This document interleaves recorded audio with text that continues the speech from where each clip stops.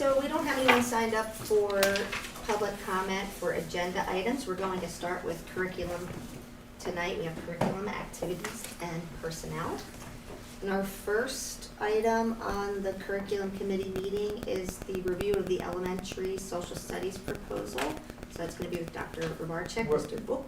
I'm sorry to interrupt. We're actually going to switch it to the AP first and then, sorry. All right, so we'll do AP World first with Dr. Scheid, Mr. Ververka, and Mrs. Newman. Thank you, Mrs. Cullen. So we have presented a program improvement proposal for AP World History Modern. And there have been several questions. So we brought a teacher who went through the selection process with Mr. Ververka, Mrs. Heidi Newman, to talk about the process and why they ended up choosing that book. So welcome, we appreciate it. So I'll just do, good evening everyone, I'll just do a quick recap of what we had presented before. With the 2019 update to the AP World curriculum by College Board, we needed a new textbook. So we reviewed 3 different textbooks suggested by the College Board as possible selections for the AP World course. And of course we used the textbook adoption rubric, went through all 3 texts in terms of looking at curriculum instruction, assessment, technology. And we selected of the 3 texts that we have up there, World Civilizations. And so Mrs. Newman will talk about that because of course as the AP World teacher, she was instrumental in selecting the text and giving her reasons of why we want to focus on this one. So I'll turn it over to Mrs. Newman and she can share with you the process that she went through. Thank you. So at the end of last school year, I approached Mr. Ververka about getting an updated textbook for AP World since the curriculum has changed, that it began originally from the beginning of time to present day, now it's 1200 to present day. So we did not do an immediate update corresponding with the College Board initially because I wanted to see the books come out instead of giving the book right away as soon as they were published. So I began by looking at the texts this summer on the list that the College Board provides of the various texts that work with the curriculum and what the College Board is supporting. I also looked at this list because it's used by other AP teachers. So I know that it will match the curriculum, I know that it will prepare our students well for the test, and that this will give them the best chance to score high on the AP exam and earn their college credit. Once I reviewed the list, I then went on to the AP online teacher community and looked at what other teachers were saying about textbooks, which textbooks that they use, which ones that they liked, which ones maybe fell short of areas that they wanted to see in the book. And from there, I came up with 4 textbooks that I wanted to look at in more depth. At that point, I went to Mr. Ververka. He obtained copies of each of the 4 books. And then during this past summer, I reviewed all 4 texts. Ultimately, from those 4 texts, I narrowed it down to 3 that I would fill out the paperwork for the school board for and look at them in more detail. By the end of the summer, that is when I had determined to go with World Civilizations. I made that decision in part because the book matched the College Board curriculum so well as far as themes and skills that they're looking at. When we look at world history, it's a challenging course. And I know Mrs. Cullen has had multiple students and children go through it. And one of the challenges is when you're covering world history, you're covering it in multiple regions during multiple time periods. So for example, when I cover 1450 to 1750, which is the current time period I'm teaching right now at AP World, I have to do that in multiple regions. So I'll get the class going on Asia in 1450, and then we're moving over to Europe, and then we're in Latin America, and then we're in Africa. So one of the ways the College Board has handled it through this curriculum revision is to really focus on themes. So looking at history through thematic perceptions and having students make connections, critically reading texts, applying skills, and then learning history really through analysis and focusing on those analytical skills. And I felt that this textbook did a good job in applying those analytical skills and themes to covering history. just to get an idea of how difficult and challenging it is when the textbook doesn't align. Right now, my current textbook does not align thematically. So for example, I basically teach the course sometimes in piecemeal fashion. So I will use chapter 7 and chapter 14 and put that together as a unit. And I try to make it as cohesive as possible for my students. But a textbook that already does that and has it aligned, I think puts my students at an advantage. So I was looking for that in particular with this textbook. The other thing I considered is the authors and the authors' accessibilities. One of the co-authors for World Civilizations is a veteran AP reader. So every year he goes to the AP reading, he interacts with teachers, he brings back their feedback, and then that is applied to the textbook. And I thought that was very beneficial for our students to have that type of interaction as far as teachers and the textbook authors. The last piece I looked at is the idea of reading critically, because one of the major skills in this text is reading both primary and secondary sources critically. And this book has a good balance of those two so that students can look critically at history, the writing of history, and examining everything with that critical eye. So ultimately, this textbook, in my opinion, is the best way to move forward for our students. Thank you. So I just wanted to, can you give everyone background on, how long you've been teaching AP World? Sure. Because it has been a while, but I don't know. It has been a while, and I have some of the gray hairs to prove it. 12 years I've been teaching AP World History.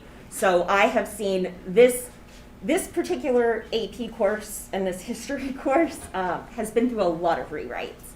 Almost every year they'll change something. So this is the most current form that hasn't changed from last year to this year, which I'm not sure if that's because the College Board is happy with it or if it's because of COVID or things like that. I'm definitely happier with where it's landing now. It's a lot more manageable. It broke my heart to lose pre-1200, and I have some students who took AP World and they're like, no Rome! But it's also allowing them to look in a little bit more depth. And when I say a little, it is a little because it's still 1200 to present day everywhere, so we move fast through those areas. But it's a monster course. So the textbook is very helpful to take the scope of history and put it in pieces, and then we can take the deeper dive in class. Do you know offhand, I should have asked you this earlier, but do you know offhand maybe what the average score was for your students on the exam? So this last year, it was, I want to say 4.3, something like that. Usually my students are getting 4s and 5s. Every once in a while I'll get a 3. I've only had 2 1s ever. Oh. So I'm very proud of that. No, it's a great. And then the last thing I wanted to ask was, you mentioned how some books would fall short, and I was curious if there's anything in this book that you would say that maybe you recognize needed to be improved upon, and how that compared to the other books that you reviewed. So overall, with any world history textbook, you can find something where it's falling short simply because there's so much history. So, for example, if you're really into witch trials, which a lot of kids really are interested in, the textbook's not covering that as much. But when I look at those areas, there is AP European history. So any areas where it's weaker, like European history, well, that's because the test doesn't focus on that. So some students might be frustrated with it, but curriculum-wise, I think the textbook's doing a lot better job in hitting all the areas that the test is focusing on more.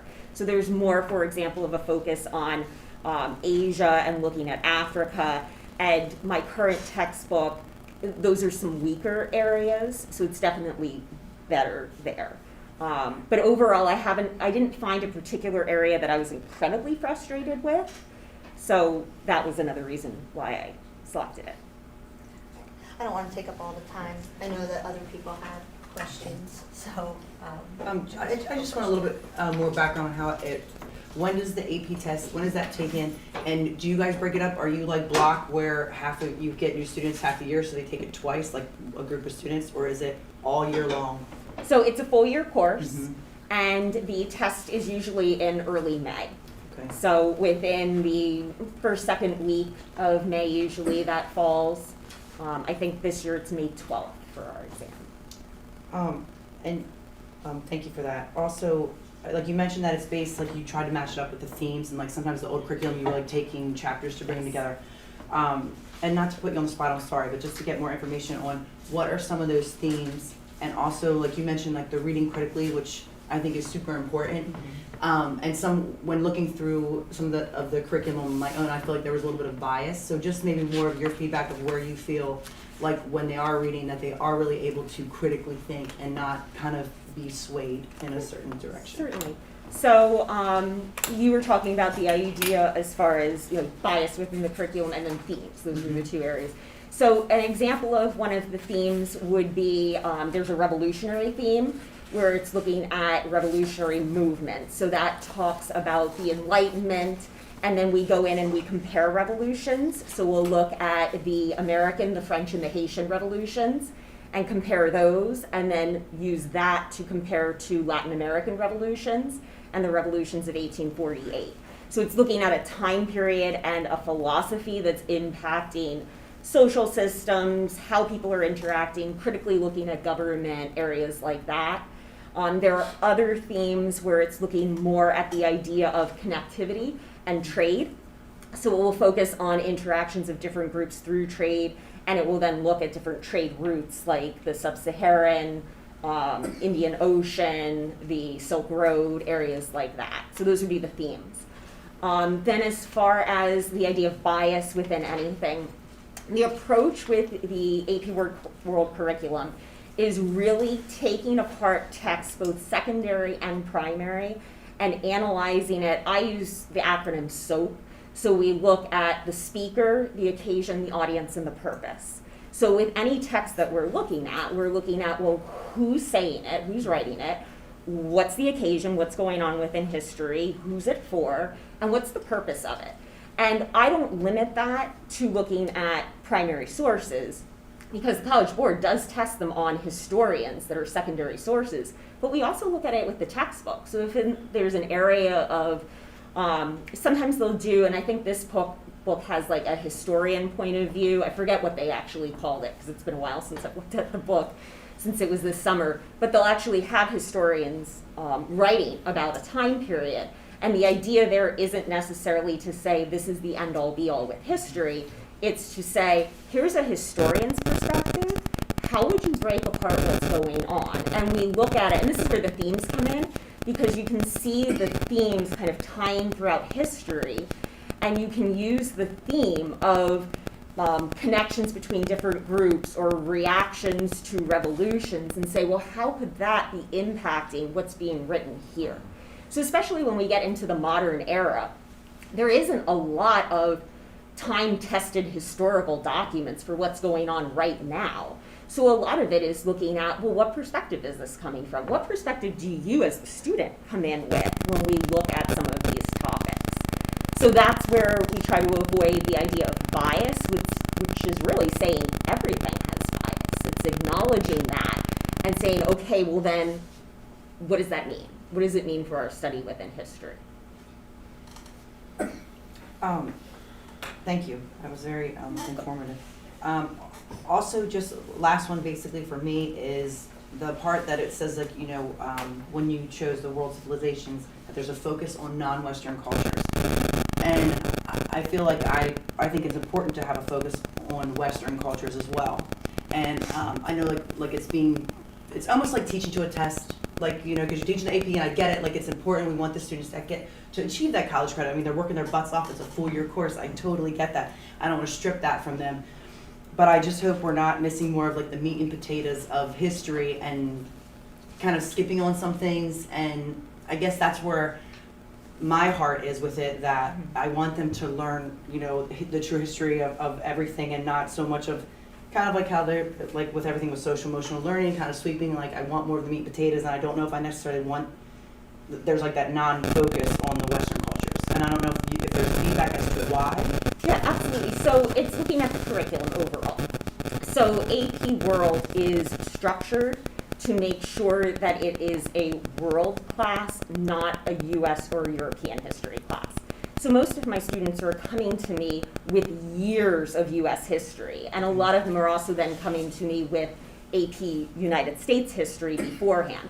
So they have a very hearty background in United States history.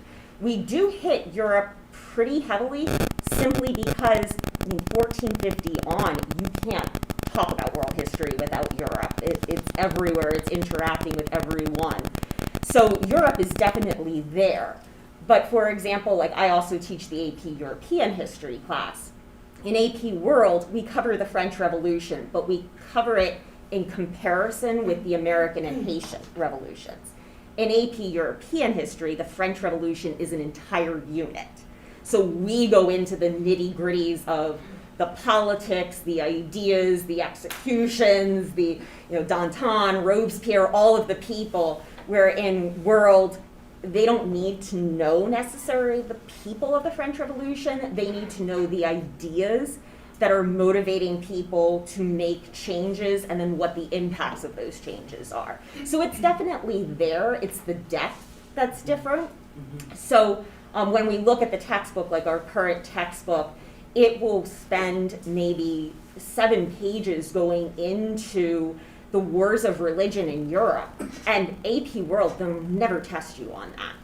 AP Europe, absolutely, that is on the test. We spend time on it. So a lot of my students have commented to me that they're frustrated with the book because they're reading all these pages going in depth about these wars of religion, the 30 Years' War, the Habsburg Empire, who's marrying whom, and all of this. And it's fascinating, but it's overwhelming when you're doing that along with, well, what's happening in China. So this is able to truncate it a little bit more, that they get what they need, but it's not taking that deep dive.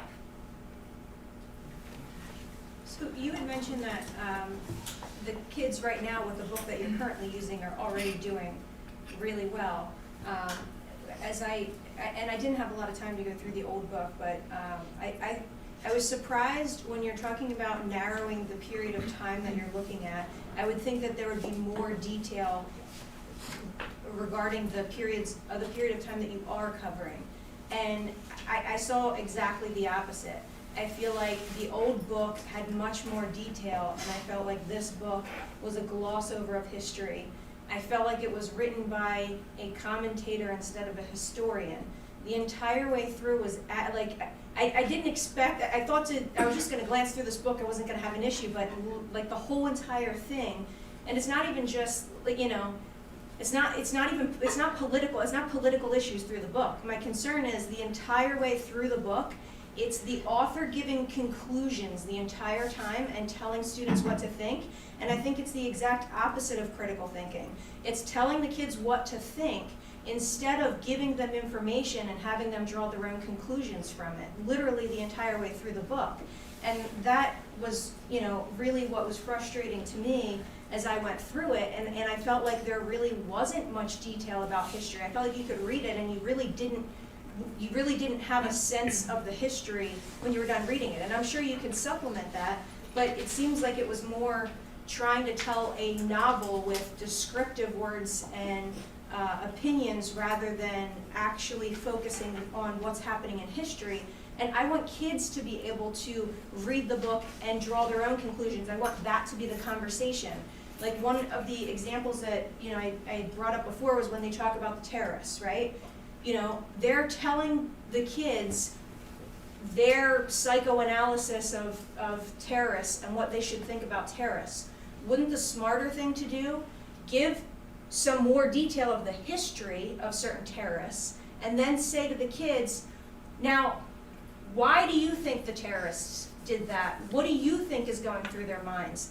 Put it on them. That's the critical thinking piece. We're not doing that. We're telling them the conclusions, and then they're just memorizing it. So maybe they would do well on the AP test, but I don't want them memorizing conclusions to do well on an AP test. I want them to actually have to look at the history themselves and draw their own conclusions and have a conversation, because you may not have the same opinion.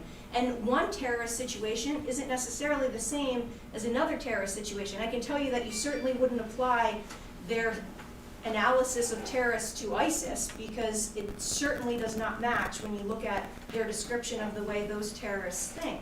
And that's just one example, but I felt like that was how it was throughout the book.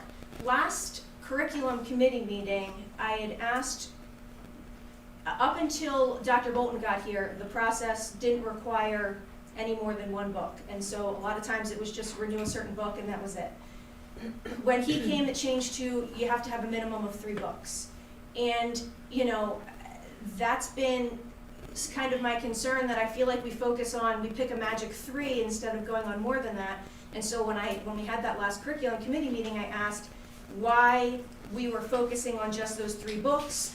Are there other books out there that we could have explored? And the answer that I received was, this is such a specific subject that there aren't any other books.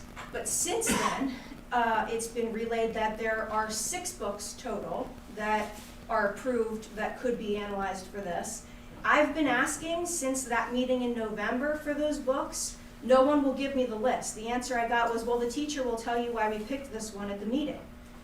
Why can't I have a list of the 6 books? So, and I'd also like to understand Yeah, I was gonna why actually the 6 suggest books that. weren't.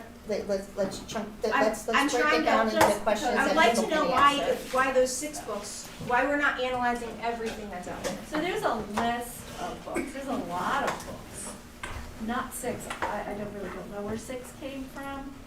So my understanding is that, and I think Mrs. Newman talked about it, there's a whole, if you go on the College Board website for Yes. any course, there's lots of books, there's tons of publishers who want to make money, so there's a lot of books to choose from. There were 16 for AP World that I looked at.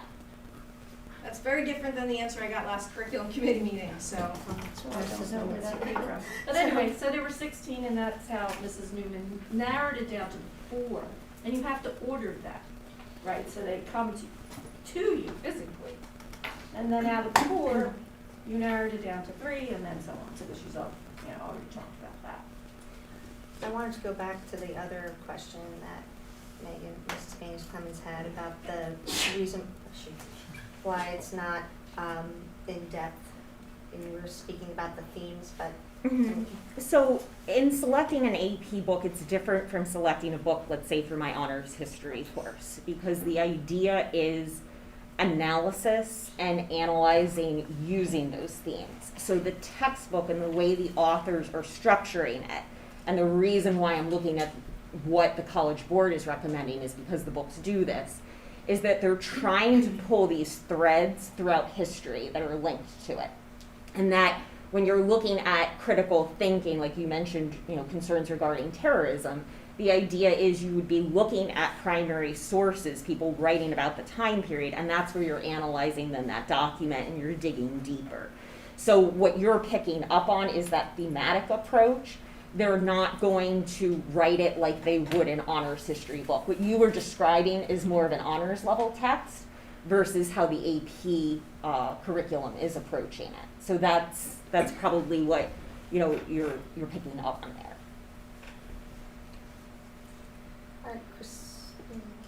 Yeah, I was just gonna add, so I have never taught that course, and I understand that you have to teach to a test almost. And I looked more at the content that was more modern, because I'm more familiar with it, and I too had the sense that it was, it presented one side. I didn't see both sides of an issue being presented, so if it's purposeful that way, I guess that makes sense, but that bothered me. I don't think personally that they present just one side necessarily, and that's what the College Board is doing, but there are modern issues that are in the curriculum that are to be addressed. So for example, the environment, humans and interaction with the environment is one of the AP themes. So that's not, this is where the course is complicated. So there are these AP themes that we look at that questions are based on, And then there's thematic units. So one of the AP themes that questions are based on is humans and the environment. So we look at things like the Neolithic Revolution and then agricultural revolution, industrial revolution, and today looking at the environment would be another area where humans are interacting with the environment. So in something that could be maybe politically charged with the environment, the idea is to just simply address this is a concern in modern day. It's not necessarily to teach students a particular view. The modern day is very short. Like honestly, overall, once we hit like through the Cold War to modern day is very, very quick at the end. It's just looking at big picture. These are some of the issues that have come up in modern day. You have the basis of history before that to help you understand it more. But as historians, we're too close to the time period. And that's what I always talk with my students about. If we're looking at, modern day presidents, someone like Ronald Reagan, we're too close to evaluate that presidency as a historian. And that's what we're looking at it in AP World. We're historians, so you need time to fully evaluate that. So you can look at it now, you can form judgments now, but as historians, it would be irresponsible for us to go and say this is the way it is. We need time to do that. Yeah, so that would be my caution or concern is it seemed like it was one statement or one viewpoint on the more modern content, and it wasn't a dialogue about it, or here's one side and here's the other side to consider and let's dialogue about it. And I make sure when we look at those things, we definitely address all of them, but it is something that it is very quick going through. It's just saying what are the issues that are happening now, and that's really it. So that way, if students have a question about something in the 20th century or 21st century that continues with the themes of humans and the environment, that they can say, oh, there's a modern environmental issue of climate change, and that is something that is happening today. Not necessarily they agree with it or not, but it's something that's there. Okay, thank you. You're welcome. I would add what you said. That was what I noticed. The current history seemed more opinionated. Yeah. And when you went back to the old history, it seemed more factual. I noticed that too, but I really thank you for your presentation. And I wish you'd been here last time and done the same presentation and really explained a lot and your passion.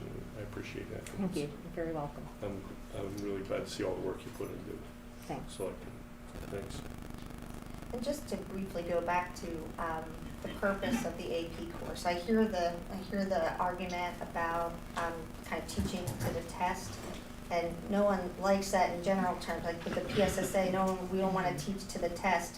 But in this case, I would say, the kids are taking this for college credit, and at the end of the year, they're paying almost $100, or maybe it is $100 now, to take the test, the exam, and so that would be a decision, a different conversation. In my mind, it would be a different conversation. Do you want to pursue AP courses and for what they're supposed to be, or do you want to take a different approach to teaching world history? So that, in my mind, would be kind of a separate conversation. Not that we can't have it, but it's two different issues in my mind. The curriculum really drives everything with it. Now, I do focus, of course, on skills, and hopefully your children were pretty prepared overall Not to, from it. they were. I told Dr. Scheid earlier today, and I will just share that as someone who kind of struggles with organization sometimes, just to be honest, I really think that you have a good command of how to teach AP courses.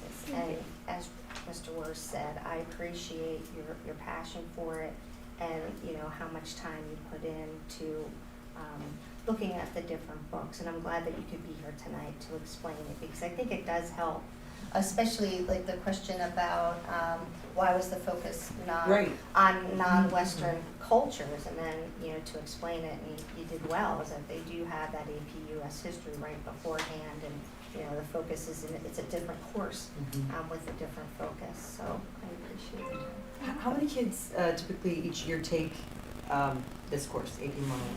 Well, this year we actually have 2 sections. Okay, so 2 teachers teach it. No, I teach both. Okay. But 2 sections of it. In previous years, it's been 1 section. Okay. Sometimes our numbers in the summer are as high as 35. I think this summer it was 40 something. Okay. And then sometimes we'll lose a couple in the summer when they get the summer assignment. On the whole, it's something that I'm hoping we can continue to grow, especially since it is a little more narrowed down. So I think it's a little more manageable for those students. Can I ask Ms. Newman, you obviously are really organized and have done a lot of research. So I have, I guess, 2 concerns with the book. I love history. I found it a really dry, difficult read, and I think history can be the most interesting subject easily. It's so easy to make it interesting. So I assume that in comparison to these other books, did you find that it just more hit the points we needed, or did you view it as Yes, it's it is a hard more dry. read. It's a very difficult read. It is one of the more challenging of the AP texts. So there are easier ones. So like Ways of the World was an easier read. What I liked about World Civilizations is it hit on some of the more critical points within the AP curriculum. Mm-hmm. And that allows my students to get a baseline at home, and then in class we can develop their skills more and the critical thinking and really rip apart the textbook, if you will. Like that's what we can then do in class, versus if it's the easier read but maybe a little more skills based, then I have to spend class going through lecturing. And I'm trying to, as a teacher, move from lecturing has its place, but I don't want to do that all the time. I want students to have that responsibility of gaining some of that information on their own so that they can think critically in class about it, that I'm not just a dispenser of information. I get that. I thought it was a little bit a shame that I would assume somebody in AP World History loves history, and it almost feels like a punishment to read 3 pages. Really, that's how I felt, and I love history. And then my other, not to beat a dead horse, concern was modern history. That's all I read. I would have liked to see some of the more contentious arguments, at least say this climate change example. Some people feel this, one side feels this. I definitely felt it was only saying once there was one chapter about 65 million displaced refugees due to climate change. I don't recall hearing that, and it was 2017. I really couldn't figure out what they were talking about, but I would like to see the author say, hopefully you would be doing that, and you're the only one who teaches it, I assume. Yes. So I didn't like that part of it. I don't know enough about ancient history to evaluate where that was happening. I imagine that stuff's happening more in modern history.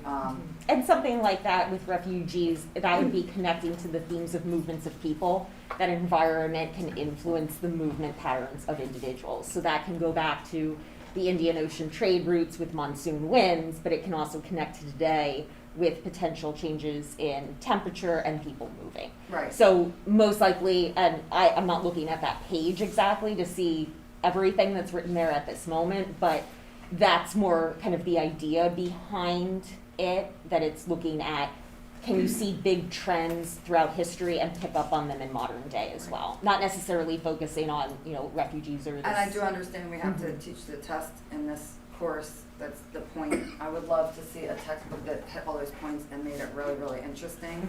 I didn't feel like this one did that, but I also understand we got to get them, hopefully, a good score. Well, thank you.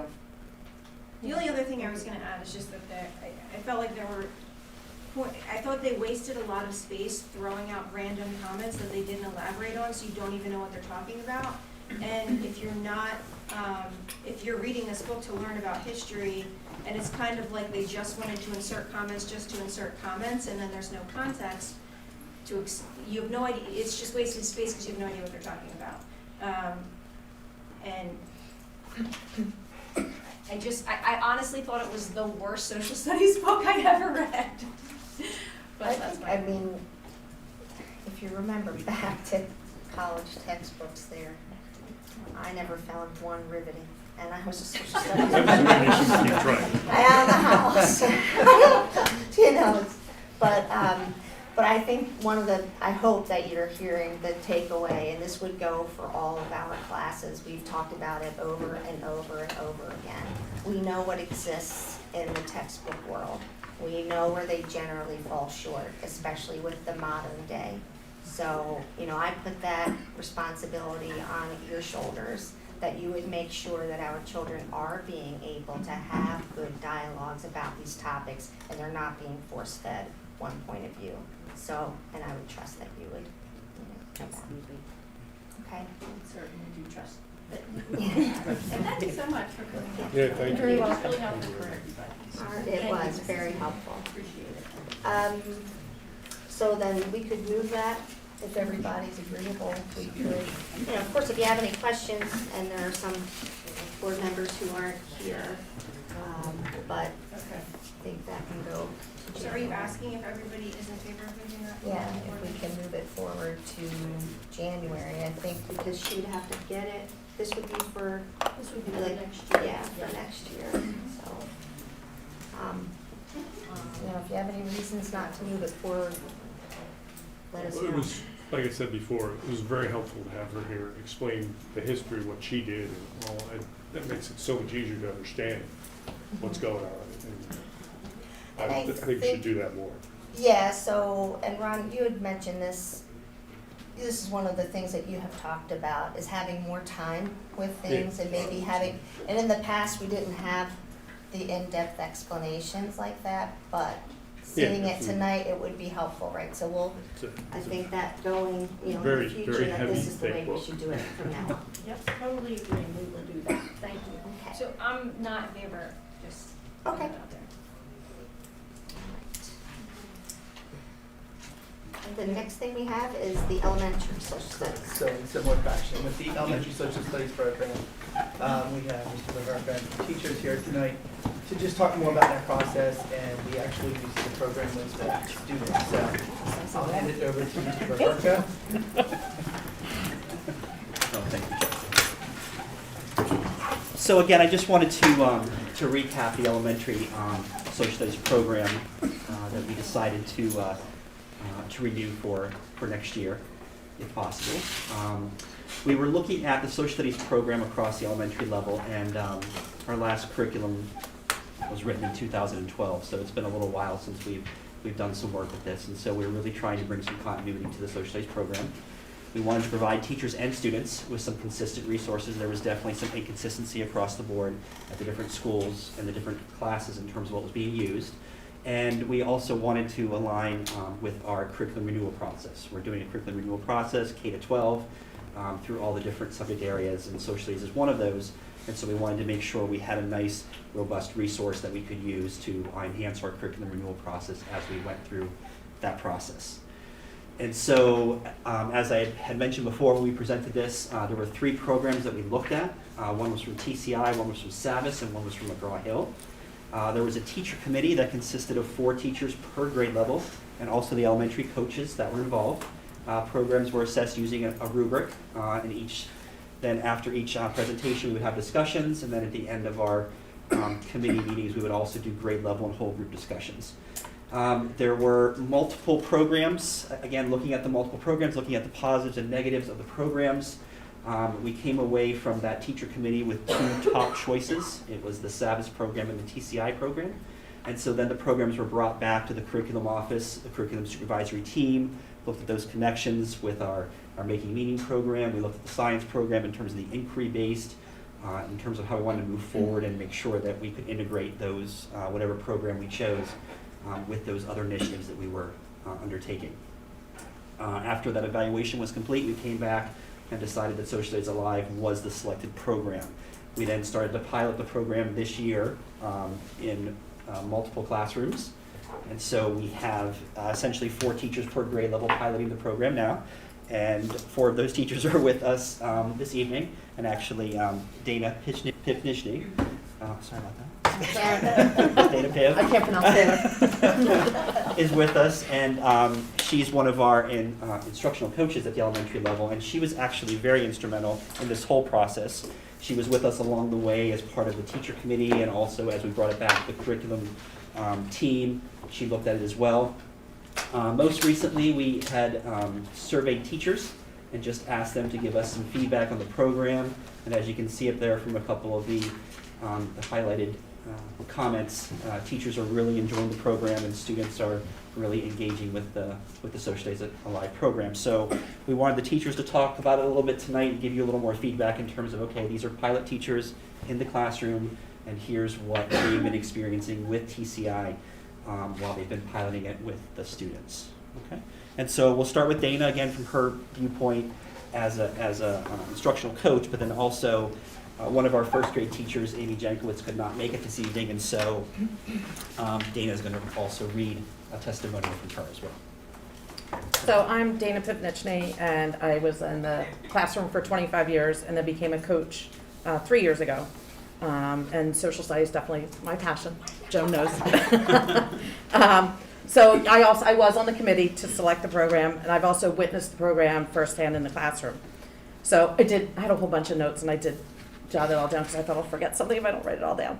So the program does have two main goals. One, to engage the students with content, obviously very important. And two, to give teachers their nights and weekends back. Very interesting. The program includes presentations with step-by-step guidance for each activity, vivid illustrations and references to the accompanying resources in the student text, and interactive student notebook. Each presentation begins with an essential question, followed by a preview activity that introduces new vocabulary, links to what students already know, and frames new content. Subsequent slides structure discovery-based activities. Some activities incorporate direct instruction, but most learning takes place in hands-on experiences. Presentation slides pose questions, and students use their texts and interactive student notebooks to discover answers. Some lessons include experiential activities that relate historical events to students' experiences in order to deepen their understanding of key concepts. Teachers have commented, so again, I've been out and about and talked to many teachers about this. Teachers have commented that the TCI site is a lifesaver and the slideshows are great. Teachers are able to pick and choose the activities that they want to complete with their students and have the freedom to skip around. You don't necessarily have to go in order. The lesson is meant to be a guide, not a script. There is also an option to add lessons, videos, or resources of your own, as well as link activities to Google Classroom. It is extremely teacher-friendly, so we can still take some of our old and piecemeal into some of the new. Teachers love the many supports in place to meet the unique learning needs of our students, and the balance between the print and online versions of all activities. Every lesson includes primary resources and activities to make the lessons more inquiry-based and to help students develop critical thinking skills. The lessons are developed by teachers, and the company offers a variety of training and support. Our rep, Deanna, who we've become very friendly with, has been most helpful with our pilot program. I, for one, have enjoyed seeing students actively engaged in their learning of the content at the various grade levels. So, of somebody that has been here for, 28 years, I'm really dating myself, I have seen a lot of curriculum, at the elementary level, and I love this program. Okay, that's me. So now this is Amy, who was unable to join us tonight. My name is, and which is a shame because she's dynamic. She's a first grade teacher at West Rock Hill Elementary. She apologizes she couldn't be here tonight. She did take place in the selection of the program as well as she is a pilot teacher. In years past, first grade was heavily the teacher saying the content to the students. A shift with TCI is that the core content is now in the hands of the students, and they have the ability to take in the information through reading in 4 different ways, depending on what works best for students from classroom to classroom. This part of the lesson is just a small component of it, but nonetheless powerful and important to meeting the social studies standards. Students are able to learn content through listening, where students have the presented text and listen to it as it is read aloud. Echo reading, where the teacher reads a line and the students read the line back. Independent reading, where students are given the opportunity to decode the content in front of them, as well as choral reading, where we come back together and read as a class with the teacher setting the pace. My class has shown more growth this year in regards to reading compared to years past, and I think this could be one of the factors contributing to this growth. I had a professor in college state how we must bathe our students in language and give them the opportunity to interact with the English language as much as possible. Allowing the core content to be in writing and pairing it with hands-on activities has brought more language into the classroom. A notable feature of the online component is the highlighting tool. If I decide to have my students read one of the short paragraphs, I'm able to preview the paragraph with students and use different highlighter colors to emphasize parts of words that will assist them in decoding. For example, if previewing the word need, I can highlight EE and say when you see EE in a word, that will make the E sound. This has reinforced taught phonetic patterns, but more importantly, exposed students to many phonetic patterns that they would not be exposed to in our other programs. I have had students attempt at decoding higher leveled phonetic patterns in their independent reading this year due to this informal exposure during social studies. I wanted to paint a little bit of a picture of how the program is conducted in the classroom. A notable factor is that this program is flexible, while also providing a foundation of content to teach. Teachers have the choice on how to instruct the students and adapt the program to what best works for their students in regards to whole group work, independent work, collaboration work, and beyond. I have learned through this program that the typical layout of a weekly lesson involves a preview activity to access prior background knowledge, vocabulary work to build a student's repertoire of words, content where students have information presented to them, hands-on activities for students to learn through doing, as well as a show what you know day, where students are assessed and reflect on the essential question. This solid foundation of a program, paired with the flexibility of infusing the program with what our fabulous Penn Ridge teachers are great at doing, could help us as we build a quality social studies curriculum. In regards to my classroom, when I am teaching these lessons, 2 words that I think of would be movement and application. Students are able to take in content whole group and move back to their desks to explore or practice the content with an age-appropriate textbook and hands-on and inquiry-based activities. I find it fascinating how students can go back and forth from the carpet to their desk to move around to stations, all during one social studies lesson. It has changed how students take in the content and put some life into a content-rich lesson, while also providing screen-free opportunities since they have paper textbooks. This movement and multiple ways of taking in information have appealed to the different learning styles and abilities in the classroom. Looking at Howard Gardner's multiple intelligences, I've been satisfied with how the program has met many of these learning styles. This includes appealing to visual learners, musical learners, bodily kinesthetic, interpersonal, intrapersonal, verbal linguistic, and logical mathematical. And that was again from the first grade teacher. Hi everyone, I'm a 4th grade teacher at Zeigler. I've been teaching 4th grade for about 12 years. Prior to that I taught for 10 years in 2nd grade, so I've been here for a while. And all the while, and we did use TCI the last 12 years, just not this version of TCI. So Social Studies Alive, to me, really does make Social Studies alive to the kids. I think that the largest foundation that I see is that experiential learning. So I'll get to that in a minute, but there's 4 things I just wanted to share my observations through the pilot. So the first thing is the online components. We keep hearing about the online components and how powerful they are. It is a balance. There's a textbook that goes with it. So the online components add that power of, vivid illustrations, a small little video, the maps are nice and updated and colorful, user-friendly. Kids are native to this digital world we're in, so they know how to highlight, like an Amy's statement.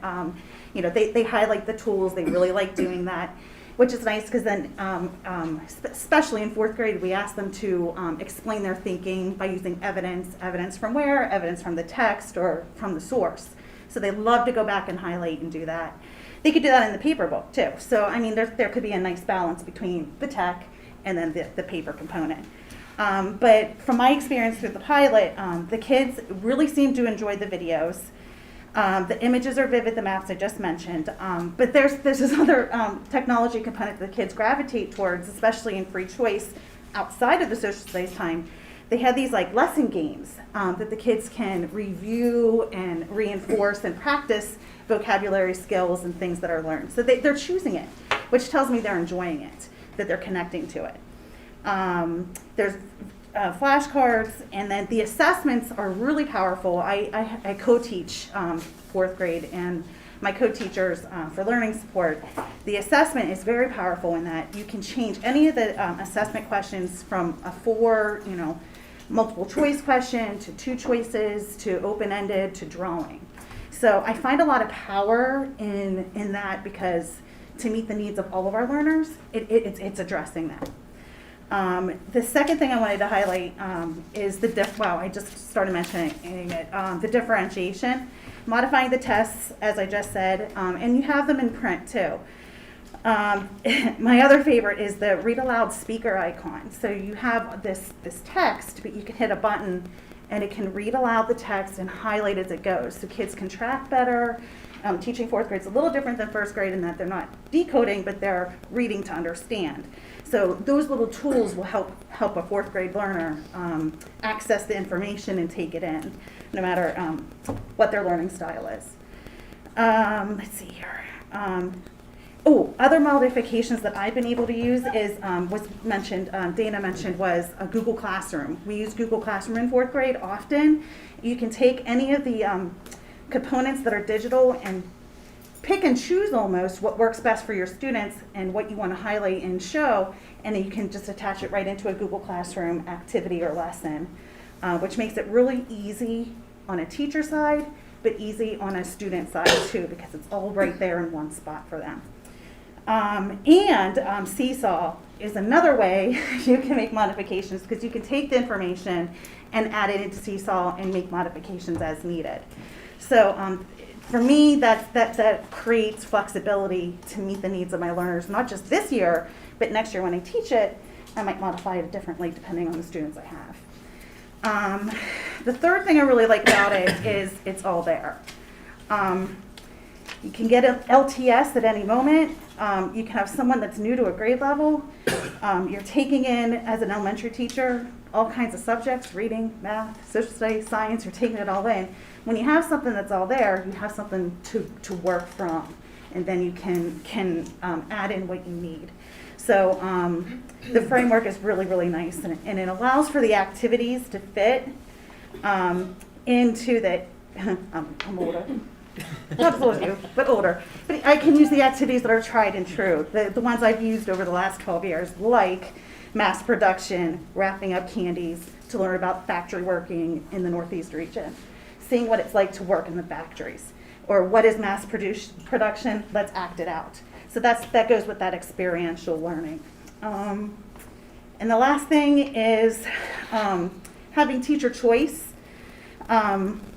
I can add and locate sources and activities to meet the needs. Another thing about 4th grade curriculum is PA state standards. We focus a lot on Pennsylvania. TCI isn't going to give us everything for Pennsylvania. They just can't. They can't do that for all 50 states. So what do? We use our resources here at Penridge. We use our librarians. We use EPIC. We use what we have to teach those state standards, teach geography, teach history of Pennsylvania, teach economics of Pennsylvania. So there is that flexibility piece. And experiential learning, just making sure that they're experiencing hands-on learning in a cooperative way too. So I really like it. Hi everyone, I'm Jen Ruggiero. I'm piloting the program in 2nd grade. I was also part of the committee last year that was searching for our new curriculum or piloting the program. My purpose in joining the committee was because previously I was a special education teacher, and now that I moved to the general education area, I wanted to make sure that all of our children were being included, especially in the area of science and social studies, because a lot of times that's when they're the only time that they're included in our classroom. So it was important to me that they were an active participant in a possible new curriculum that we might be choosing. So not only was I looking through the eyes of a gen ed teacher, but also a special education teacher. And something that I found that has been occurring during the hands-on activity is that not only are they collaborating together, but they're working in flexible groups. We've been able to play charades. They've been coming up with skits. So it's just sort of finding where everyone fits to ensure that everybody is included and participating. The vocabulary we revisit throughout each lesson and then at the end of each unit. And what I've been finding is they've been finding these words in their IDR books during reading time.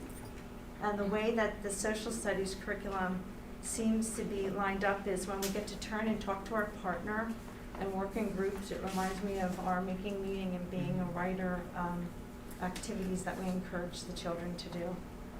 The other section that I know that Amy just spoke about was the assessments, being able to collaborate with the special education teacher in order to ensure that the test aligns with modifications if we need to make or accommodations. We can highlight, it will read.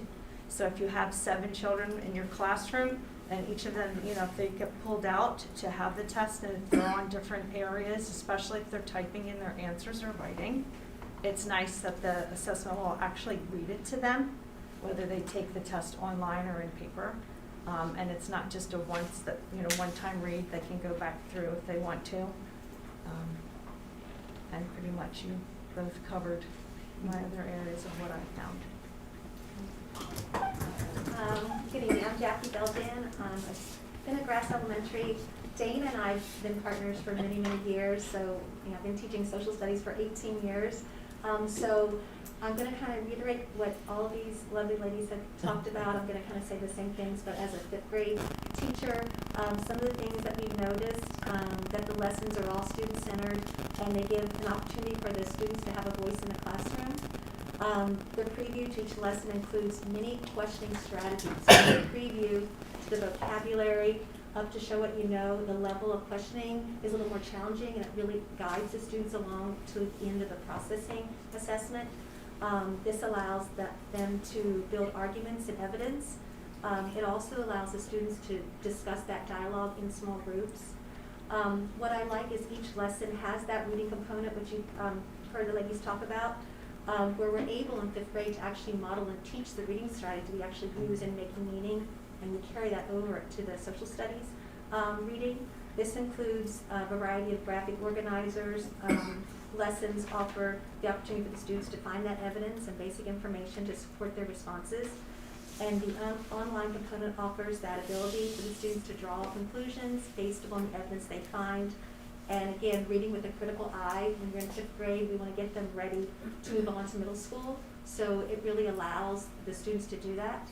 The many opportunities for cooperative learning during the hands-on component of each lesson. It allows the students to show what they know in a more authentic and meaningful way.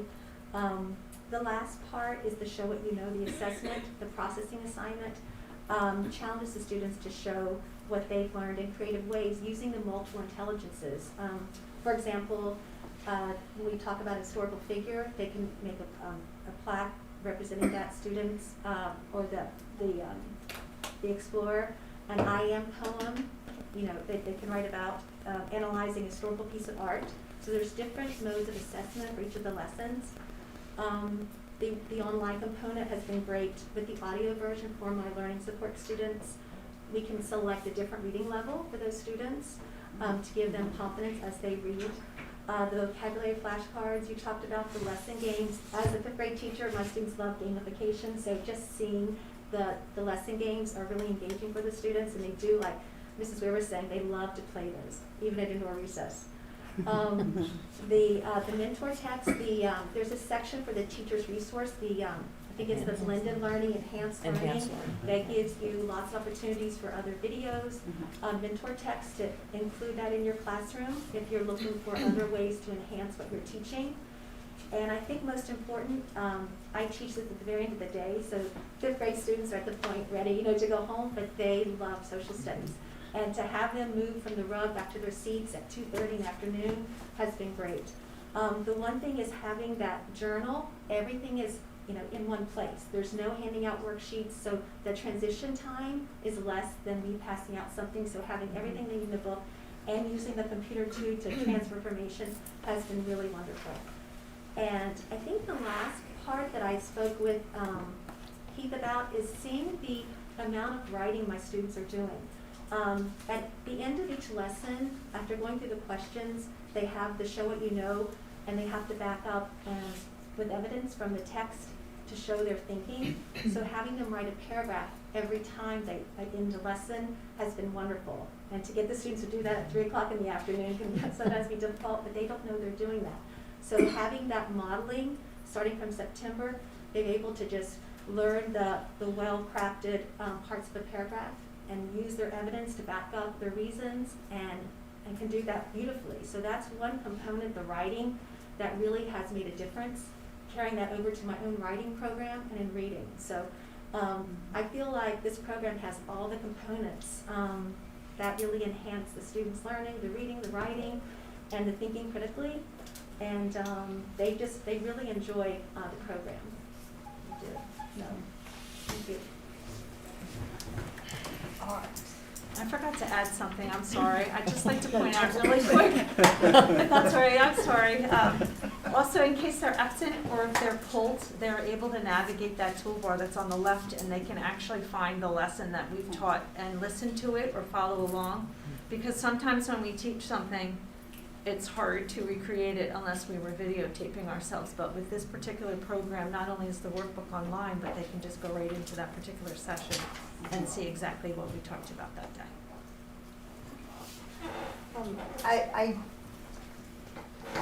I'm glad to hear that it kind of works well with the Be a Writer and Making Meaning, which we know are successful language arts programs. But what about the content? We did have some questions about the content of the lessons, and as you were all talking, I was wondering if there's any collaboration between teachers, because teachers should have some autonomy, right, to teach things in different ways and maybe do a different game. But since we have the same concern about making sure that children are receiving balanced instruction, I was wondering if you all get together and maybe you've identified places where that doesn't occur in this book or this series of books, and if you've had conversations about how to make sure that the instruction, the actual social studies content, so not so much the language arts components, but speak to the social studies content, what it's delivering, and why you think it's the best of the programs.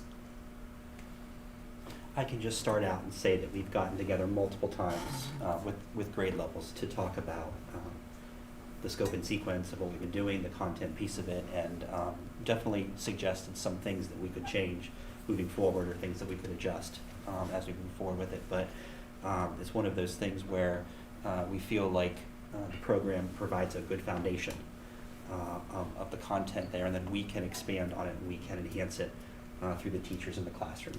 I think that's really the what we've looked at with the pilot teachers is, okay, let's go through it and let's see what works, what doesn't, and then we can make some adjustments as we move forward from my perspective. Yeah, and the fourth grade teachers, we had some dialogue, just collaborating via emails or sharing on Google sharing some documents that we've worked on to even modify. Oh, here's a modification I had for, we started teaching the 4 core, which was the first unit. So we are communicating across buildings, just collaborating and sharing and learning. At this time, we're still in the beginning of the pilot, if you think about it, because what's unique for 4th grade is we start out with social studies, then we flip over to science for a couple semesters, and then we flip back to social studies. So we're still going to continue to collaborate. But yeah, content-wise, we just kind of go off of our meetings with each other independently. But then once we have that time to collaborate, I'm sure we'll have those open dialogues. Yeah. Well, you can go. No. I was going to say we're just going to start moving around the circle. Yeah, I we don't have to go in order. question.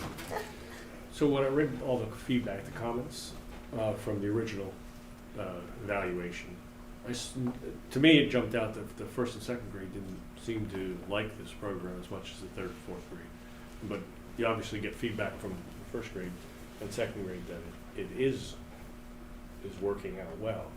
What was the difference in the lower grades and why it was rated lower than? I think one of the things, and Jackie spoke to this in 5th grade, there is writing involved. There was a lot of writing, and I think that's tough for a 1st grader right off the bat, especially in the very beginning of the school year. But, we always talk about raising the bar. You're never going to know if they can do it or not, unless, that's the expectation. Did the other programs have a different method or something? Was it more hands-on or more? No, it was very similar, actually. And I just think that's hard, especially with what we just went through.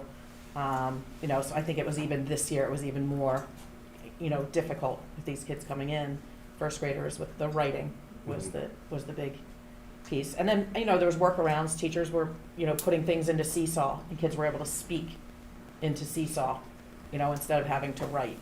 But I think as the year progresses, Amy, who's unfortunately isn't here to speak to that as our first grade representative, she has not complained about that at all, actually. Well, and I think to your point with the comments, that was the initial evaluation of the program. So teachers hadn't actually used it in the classroom yet. So I think it's wonderful that we're here tonight because this is actually, using it in the classroom and how it's working. So I think that was their initial thoughts in terms of, okay, how well will this work in a first grade classroom? But now we're actually seeing how it's working in the first and second grade classroom, and it's doing quite well. Is the feedback we're talking about from our search committee? Yeah. Yes. I would like to say that I think the piece that was missing was our students. To look it through the Seeing it in eyes of action. education, as an educator and a person is different than watching it come alive with our kids and watching our students interact with one another and have conversations about goods and services and, when my dad's an electrician, he provides a service and it just, the way that they talk with one another, and I think that might have been a piece that was missing. Okay. Just before the You break. didn't pilot any other ones, though. You just, Right, we just piloted. you're just piloting one, so the other ones aren't. Just before the break, I went into a first grade classroom and the students were making choices with coins in terms of what they were gonna purchase, and then they had 10 coins to start with. They had to go down through and they had to make the choices, those economic choices in terms of what they were going to, if they were gonna get socks or they're gonna get ice cream. And the kids had a real tough choice in terms Ice cream? of. Right? They don't have to have socks. That's a difficult choice. But they were really, that was first grade, they were really going through it and deciding, what made the most sense, so. Do you have a book now that everybody uses, or is there just I heard like hodgepodge in some different schools? Oh, currently? Yeah, currently. It's really a hodgepodge. I don't know what it's like in the other buildings. Our building, Diegler, we have Social Studies Alive, just the old 2001 So each school version. used different ones in the past? Or? Fourth and fifth grade has Fourth and used fifth. TCI in the past, fourth and fifth has really Okay. used TCI, Across the but school. the other grade levels have just been, You do your own. a mixture of things. Okay. So we looked at the first, second, and fifth books. We didn't have the third and fourth. So I'm hearing a lot about the tactical in class, the tactics, using the tool and reading out loud, and you can pull this up. But looking at the textbooks, I thought the content lacked depth. The first and second grade books talked a lot about family, siblings, community, maps. So those are good topics. I didn't see much about, I was expecting to see more about civics and history, and I didn't see that. And as a matter of fact, I was trying to think back, to when my kids were that age. I was just surprised at how much content there was about family, siblings, and community. I think kids that age know what siblings are and what family is. So when I compared it to a history and civics curriculum, so one I reference often is Hillsdale College. Their 1776 curriculum for these same age groups goes right into American history, civics, and you get a lot of meat right away. So I see that as a red flag. I would like to see the history and civics at these age groups to be more robust than what I saw from the textbook. So it may be different in the classroom, but just on a pure content level of the text, I wasn't impressed with that piece of it. Yeah, and I, listening to you guys, I know you have a tough job. I imagine finding the perfect program is not gonna be easy, but, the interactive and flexibility and time for teachers, that's awesome. I did not, I wasn't impressed with the content. I personally think social studies is the most important subject, and I think that it's, I didn't love the AP course, but these are 11th and 12th grade kids who have a really long history with American history and are obviously critical thinkers, they wouldn't be in AP World History. But this is like the foundation for these kids of American history. And the things I didn't like were, you know, the lack of civics and things such as, you know, when they talk about the Second Amendment, they explain that in 1789 we had to hunt and we didn't have police. That has absolutely nothing to do with the Second Amendment. We all know that. I don't think that should be I think we should be teaching them the absolute truth about the Second Amendment and not making it about, you know, hunting, exploration. And again, like I said with the AP, you know, some things in history have two versions, but we need them to tell both versions. You know, exploration, you match, they had 9 pages in a row where you match your explorer to what he did, and the options are claim land, update maps, kill people, spread disease. 9 pages in a row. There was not any focus on like the greatness of America in my mind reading it. And these 3 books, I did rate every single page in it. You know, America's past should really be celebrating, I feel like, more of America. Like an example, a reference during the Puritans, that Puritan women couldn't vote in the United States. Well, that's true, but I don't think any woman in the whole world could vote then. So why is things like this throughout the book? So I would love, and I know you guys need a program that hits all these other points, and it's easy for kids and it's fun, but you know, like I said, this is probably the most important subject in the most important time to get them excited to be American and appreciating civics and learning a little more about our government. Like Christine said, the first and second just seem really kind of almost more like a activity book for a preschooler or something. I think they know what family is. And I don't know the most effective way to teach social studies to a first and second grader, but this kind of just seemed like fluff. And then as it got to 5th grade, it just really wasn't what I would like to see for basically a history at this point, America's past. It was, I thought, really skewed and kind of just there's so many, there's got to be resources that hit what we need as teachers and really focus on like a more accurate depiction of American history. That was my feeling walking away If from I it. can, I'll just clarify a couple points that the 2 of you made in terms of the each of the programs we looked at. Typically, in your elementary program, you start with family, community and beyond, and then regions, and then United States history. I think all 3 programs went in that order. That's the traditional way to approach the elementary, even though it might be familiar to them. That's the way to get students involved in the community piece, looking at small communities. So here's my family, here's my classroom, here's my school, here's the community, and then it branches out from there. TCI also does something very unique, which is similar to Pennsylvania, is they do actually separate in the history, geography, economics, and civics. And so if you look at the different unit headings, those 4 were embedded in all of those units. Like for example, in the 1st grade classroom, that was an economics lesson they were doing in terms of looking at the choices they were making. So TCI does split it into the civics, of course, but the civics at 1st grade is very different than the civics you're going to receive at 5th grade. And just to clarify as well, we do stop with the American Revolution in 5th grade, so we don't do anything with the Constitution or the Bill of Rights or anything like that. So And I did know that. I think my part, concern is that if that's even in there, there's something a little skewed. We might not get there, but in my mind, a history book should not trying to make the Second Amendment about hunting. That was like an immediate red flag for me. So we might not get there, but then how much of that's in other parts, of the book. Yeah, and there was one, so I picked this teacher comment because it reflected the way I felt, but it says, I'm concerned about TCI, the possible political views and issues in the past. The program does not seem to have changed with the left-sided view. Additionally, the content seems more younger and not grade appropriate. The activities seem to be less thought-provoking and relatable. They may be fun, but perhaps not as meaningful. The inquiry projects of TCI also do not seem to be true inquiry, but rather a traditional project. TCI is a program that's been used in the past, has to be, and has had to be adjusted and changed because it was not suited. Again, that's from the original committee, so I don't think Okay. that's not what we've And I experienced. want to Okay. piggyback on that, because that's my frustration in this whole thing, and I want to talk about process. So again, this was a process where the administration picks a magic three, and the three most popular is what I'm told, instead of looking at all the best that's out there.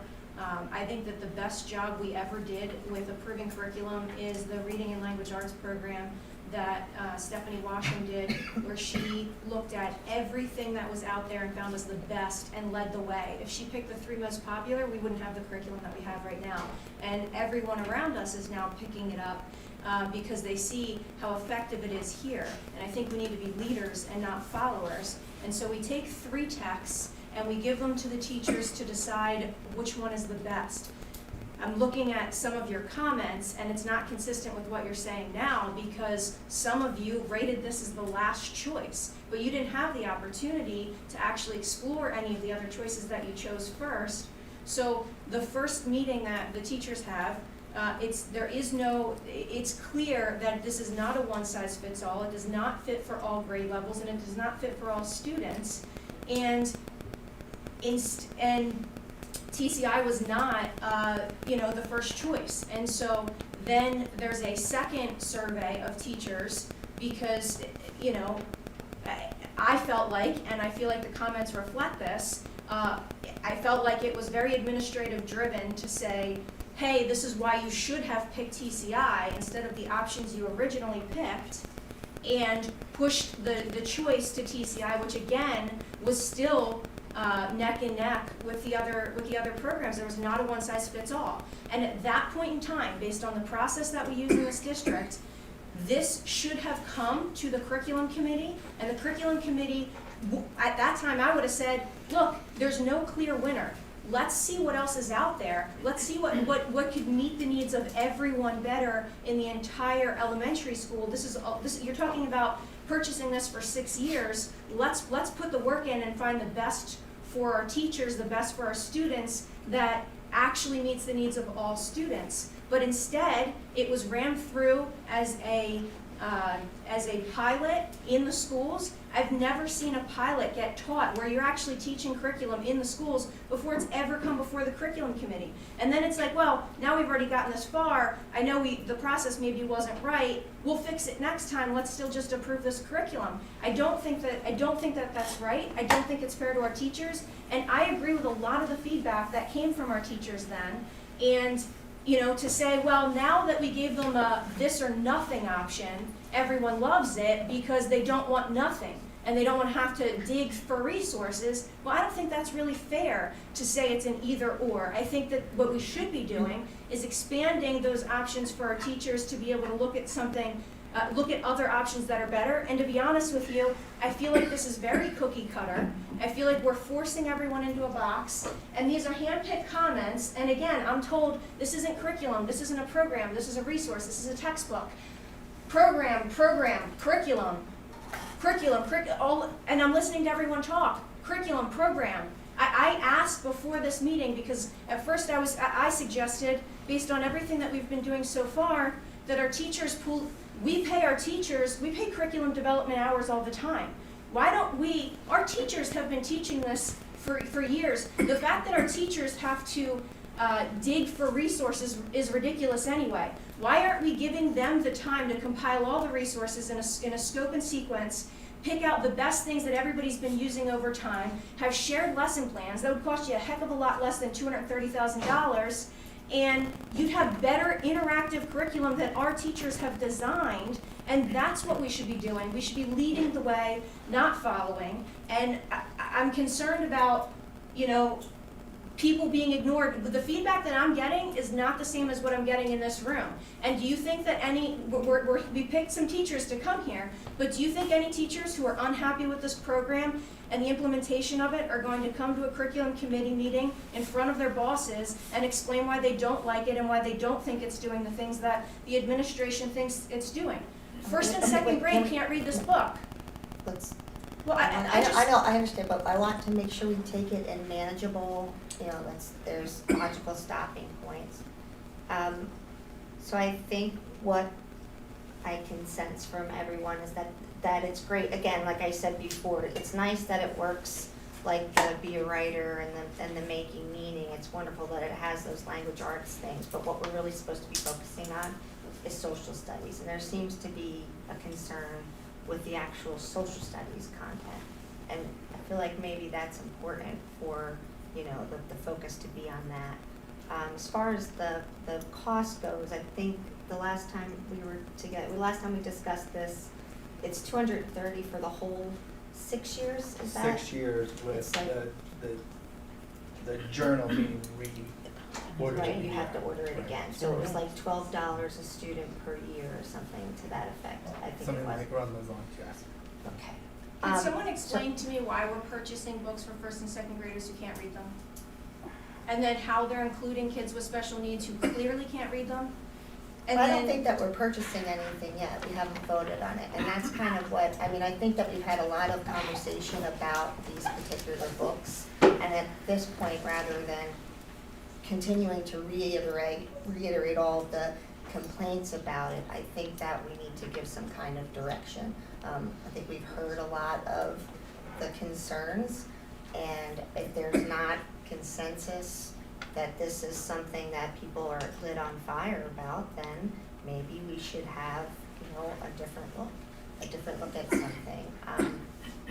That's just, you know, my thoughts based on what you're all saying. It doesn't seem that you find it satisfactory. And I would say that, you know, we do have people write curriculum from time to time, and maybe that is something that you could do. What were the other, so you had 3 choices, and how did you come to pick those 3? Just to, because I want to be clear, there was some kind of system that said that these were the 3 most popular? How did you get there? Just in terms of research, looking at talking to area districts, talking to like Heidi had mentioned, going on, you know, different forums of districts that used it. In terms of TCI, Central Bucks, Council Rock, Chevy, Saugerton, Quakertown, all use TCI, and are very happy with the program. So, in terms that's not what all the teachers say though. in terms of the surrounding districts, that's what they use, and they use it well. And a lot of teachers are very, very happy with TCI. I started using TCI 20 years ago when I started teaching in Virginia, and it's, you know, been a great program, and it's built since then. So, I guess my question very would popular be, one.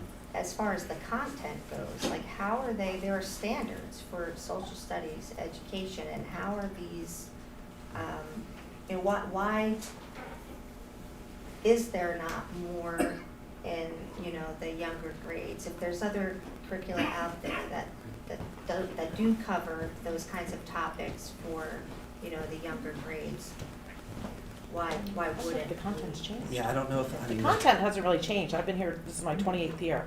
And that 5th grade content, if you look at the 5th grade book, is the same content I taught when I started here back in 90, I'm really dating myself here, 94. Same when I taught with Ron and Ruth, same exact content. Back then we used a program called, he'll laugh, America Will Be. And yes, I still have some of those textbooks back at Grass in the pod. And I still, even when I was up until 3 years ago using, you know, History Alive, I was still using some of the stuff from America Will Be, like you said, pulling from some of my, because there were some things I wasn't willing to let go of. And it's the same with math. I mean, math, same thing. Yes, we use everyday math, but I still pulled some things from the old curriculum, you know, like that's I good understand teaching. that. So, I mean, America Will Be, History Alive, and then they have only with this TCI, they've just updated the program. It went from a 2012 version to a 2016 version. Now, if this goes through, we would use a 2022 version. You know, so they've only made it better, and the online component is just in addition to what we used to do. When I first started, we didn't have an online component.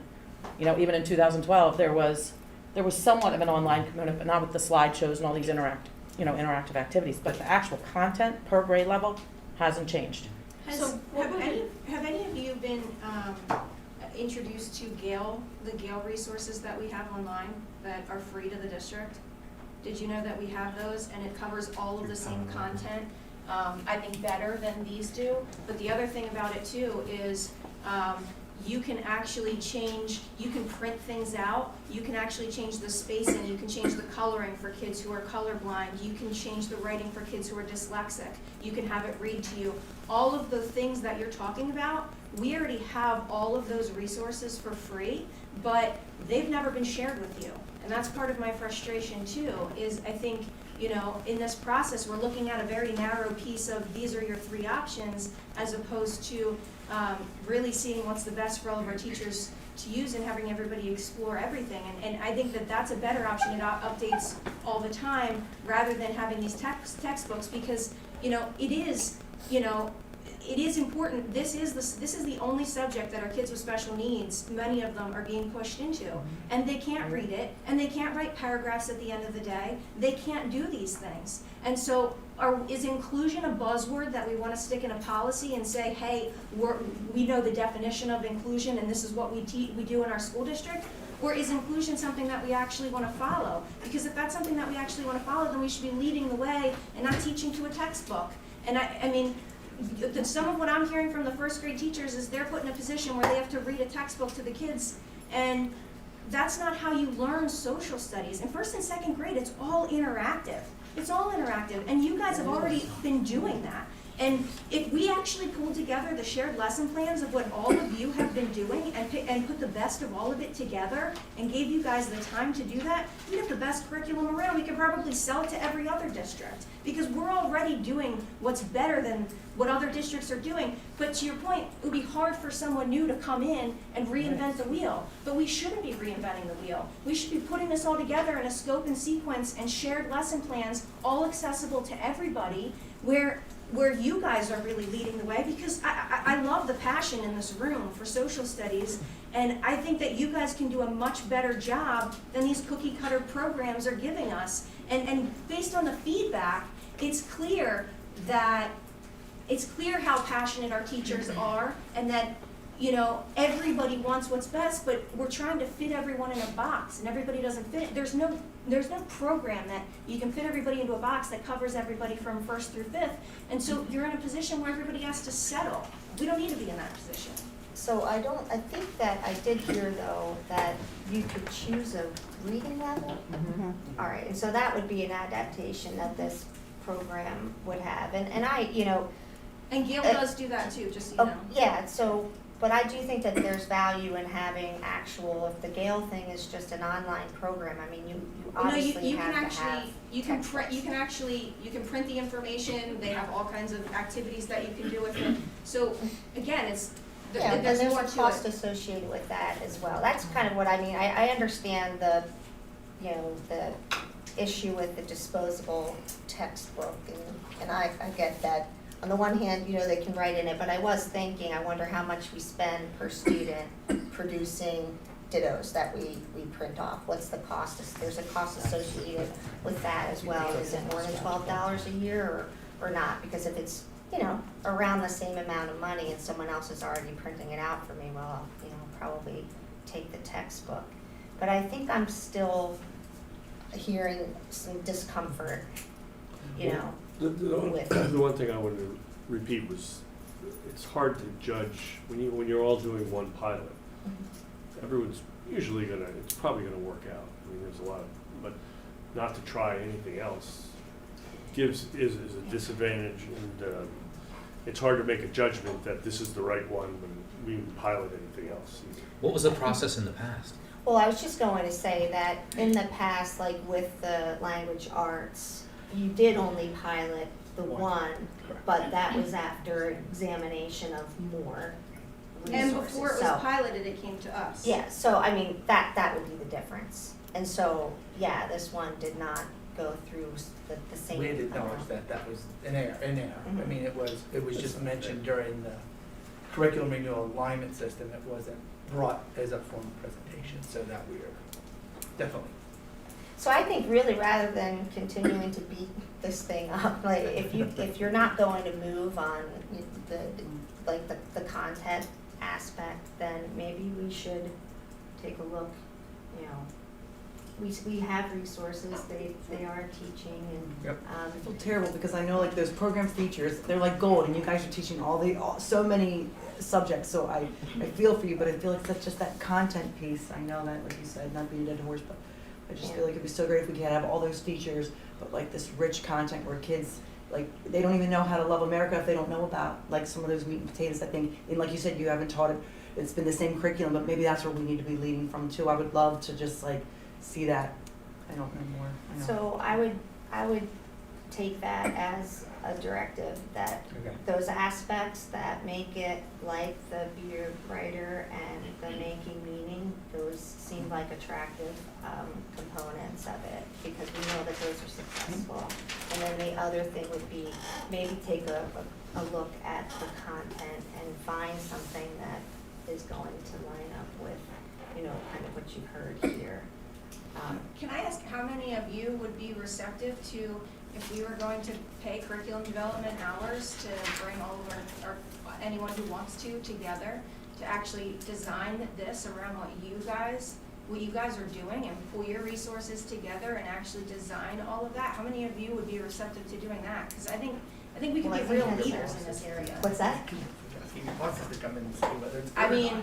Well, I yeah, mean, no, who's I gonna mean, say no? Of course. I mean, that's, I wanna be cautious of it. I mean, yeah, there's a plethora of resources between, you know, those of us that have been teaching for, I mean, I know I left all my stuff there, like, but you're saying there'd be no textbook, there'd be no, you know what I mean? Like, where are Well, all what these I'm saying resources coming from? well, I'm saying, like, for example, Gale.com covers all of this content, but not in a book. And I don't Right. think that you guys have been teaching to a book and telling people to turn to page 3 to 5 to learn about sharing anyway, right?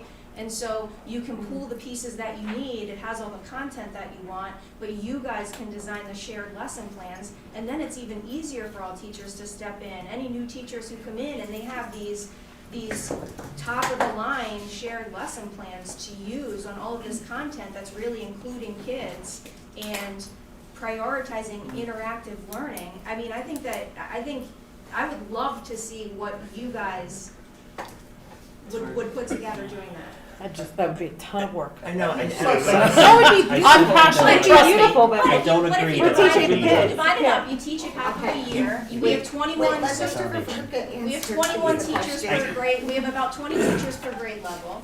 I've looked at the Gale resources, they're not that good. They're not that robust. There's not a framework that we have here. As we looked at 3 programs, the content was the same in all 3 programs. If our concern is the content, I don't know if that's going to change regardless of which program we might choose, but we need to give the teachers some kind of foundational Yeah. resource that they can use. I mean, I think saying we're going to pick and choose some things and write curriculum, that's just not practical, and it's not practical for new teachers coming in as well, because they're going to have to. Their students are unique, and so they're going to take this lesson that this person created for their particular class and not be able to use it. And that's what we're trying to say here. We can actually take the foundational framework that we have, we can adjust it for our students, and that would be doing the exact opposite. And so I don't think that that's a viable plan. I think that we're. Have you gotten the login you've gotten all of the Right. login information to I go through think that the bottom line is just to for all of you to understand that right now, social studies is very inconsistent across the district. It's Did you say very consistent or inconsistent, inconsistent? depending on what resources you have, what materials you've had before, how long you've been here.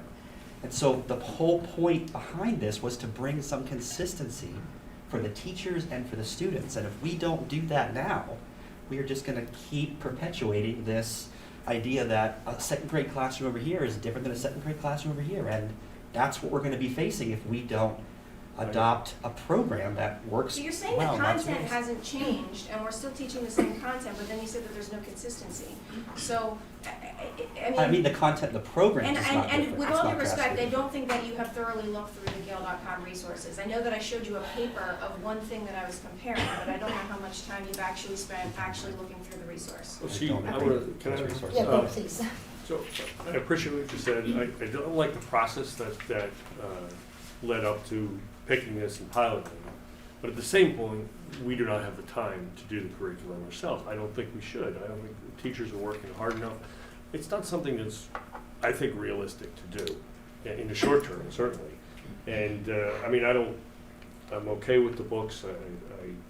I mean, I'd still like to go ahead with it, but I don't like the way it was done, but I also don't want to start over from scratch. You don't want to start So over. we typically pay to do these things over the summer, and we pay, an hourly rate for this, but we also have I 20 just have teachers one per thing to grade say. level, right? I just wanted to ask if the content amongst the three, so we just looked at the one publisher, but if the content is similar, is it feasible to add?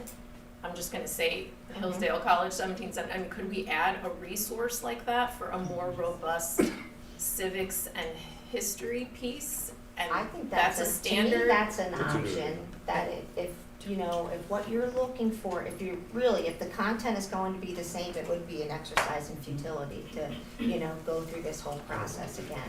If what you say it's missing is this American Right. civics, and honestly, yeah, It's a good idea. that's, our kids should be getting that maybe could you look at that and see where you could, and, you know, that might take a little bit of time. Right. So we won't ask to like vote on this in January. This is what I'm thinking, and other people can say what they think.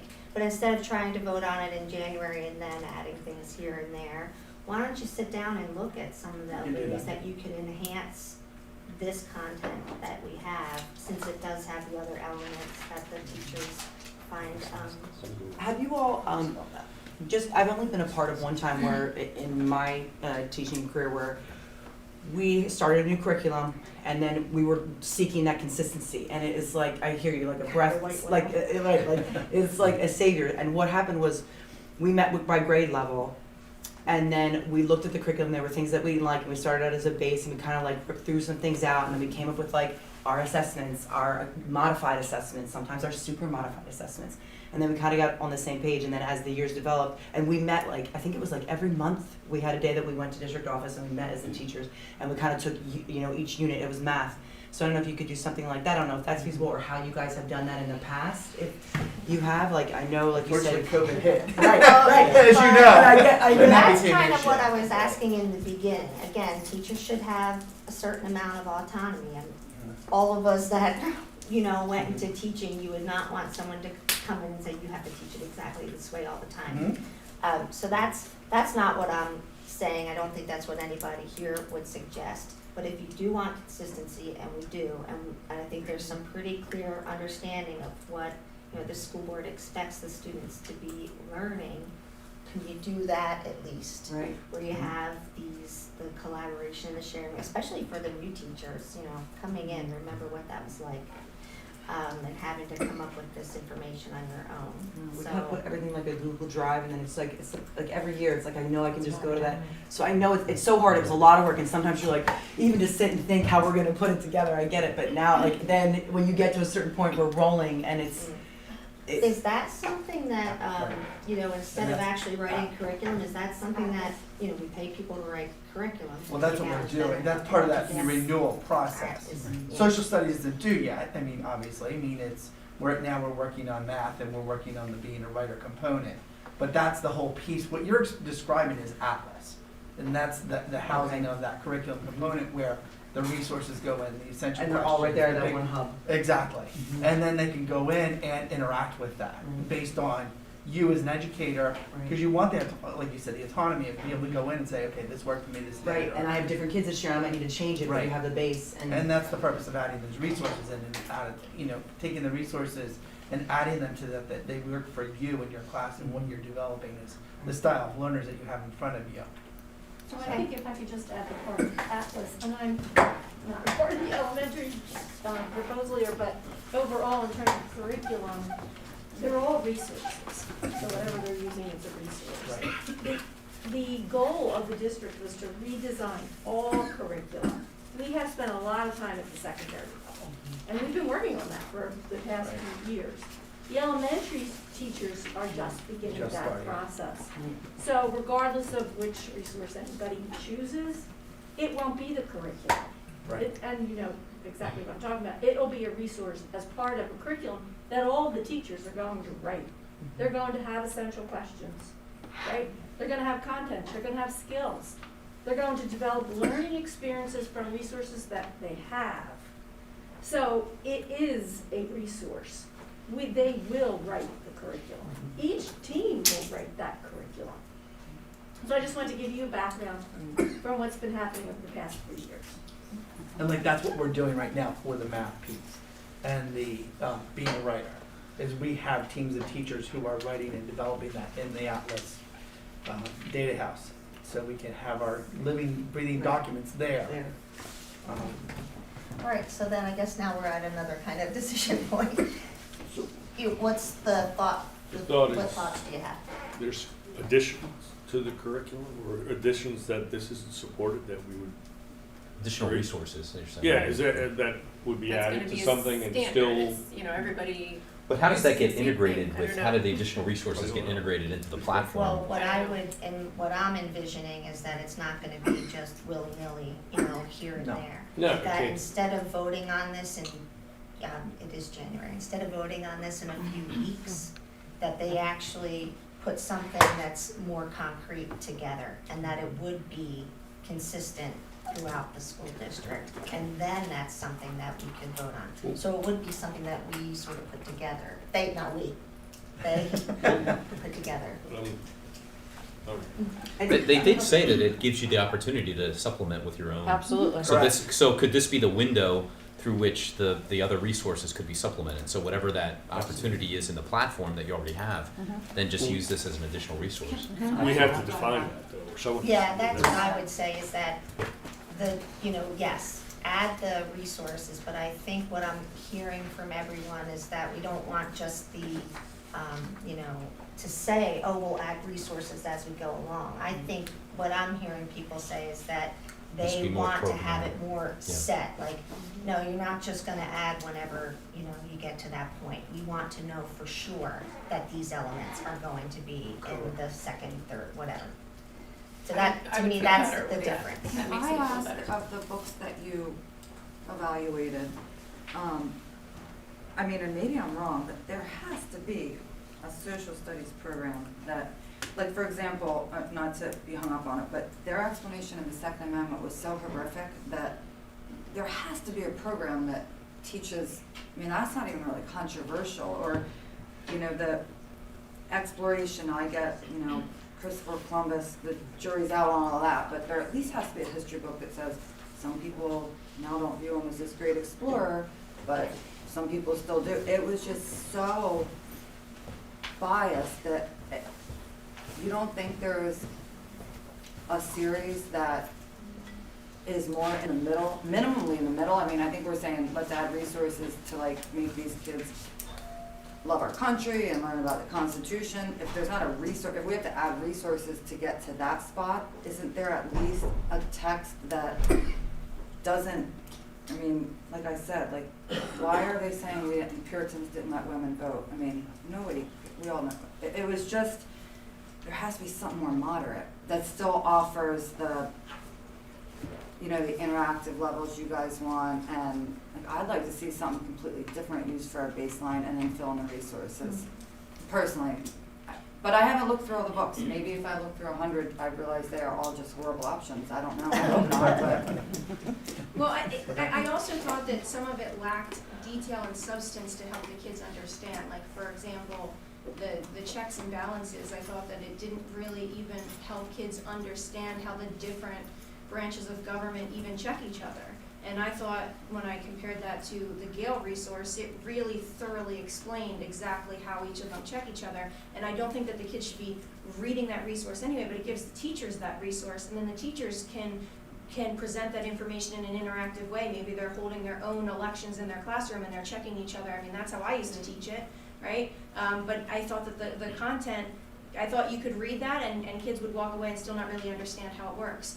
And, for me, I think, I feel like there's like this rush that we need to come up, take our time and do it right. You're talking about stuff that we're gonna have for a long period of time, so let's not feel like this has to be rushed. Let's take our time and do it the right way and give our teachers the time and give them all of the resources available to be able to do that.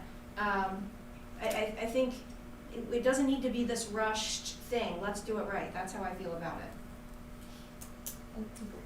Yeah, we'll take more time. where's the Hillsdale, do they have elementary? Yeah, Yeah. yes. Well, could you, Sure.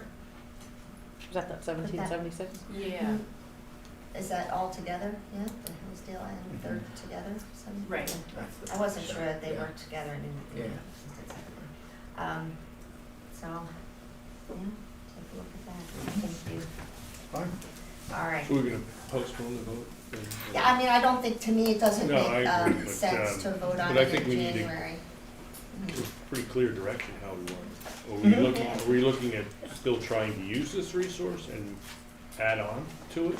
Well, Or I are think we if looking at? you could see if something exists, more like what Ricky was saying, because then that would be less work for you, you know? You know what it appears to be lacking. So, you know, take a look around and see if there's something that brings those things together, and, you know, if there's truly not, then do the other thing where it would have to be more, Built upon, enhanced. and it would, and I think that we would want to see that it was something that was set, again, not something where you just say, well, when we get to there, Right, they'll yeah, talk I mean, about the that's. Second Amendment a different way, or something like that. We want to actually see what it would be. All right. To death, Thank you so much, everyone. 3 times. Thank you. Thank you. Thank you.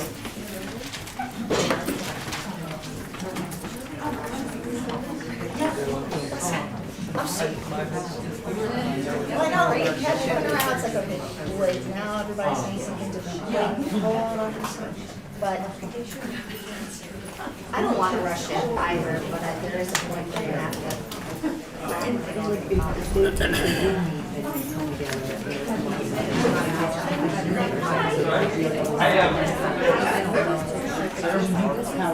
I lost my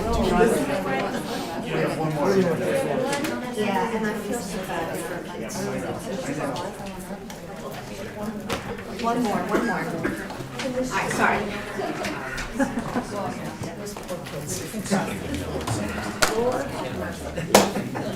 right, Completely. sorry. I mean, I feel badly for you too, but I feel worse. It's okay, my kids too, I told I would put to bed, I will apologize. It's okay. Was that another guilt trip? If we're trying to push it in a narrow window, that's a problem. Do you all have the sample course outline? If you don't, I have extra copies. Yeah. The band, the rock band. All right, we're gonna move on. We do have we have one more agenda item, and we do have some special guests, so I don't want to keep them waiting too long. So we want to welcome Kevin Fair and Jen DeVasto. They are here to talk about their proposal for Rock Band 1 and Rock Band 2 at the high school. I will turn it over to them. We're very excited about it. Thank you for being here. Here for something completely different. My name is Kevin Fair. I'm the band director at the high school.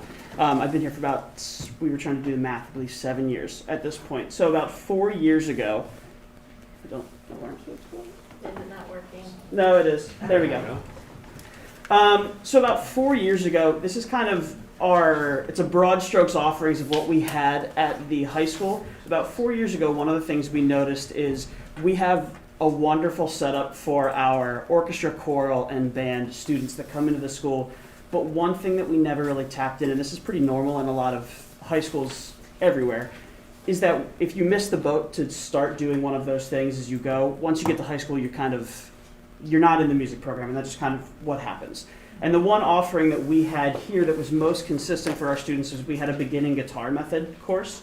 We had a beginning keyboarding methods course. And then as we looked at what we offered here at the high school, and Mr. Peitzman has this wonderful guitar building class, and then we looked at just general trends of music and how much guitar was building as a modern instrument, we pitched a guitar studio class about 4 years ago, and we've had wonderful success with it. One of the downsides to the class, it's a happy accident, but what we didn't realize is we meant for guitar to be a beginner guitar course. So if you were a high school student and you wanted to start an instrument for the first time, you could come in, you learn it, and then it could be something that you might not become the next Sting, but you're going to be able to sit down and play something that you want.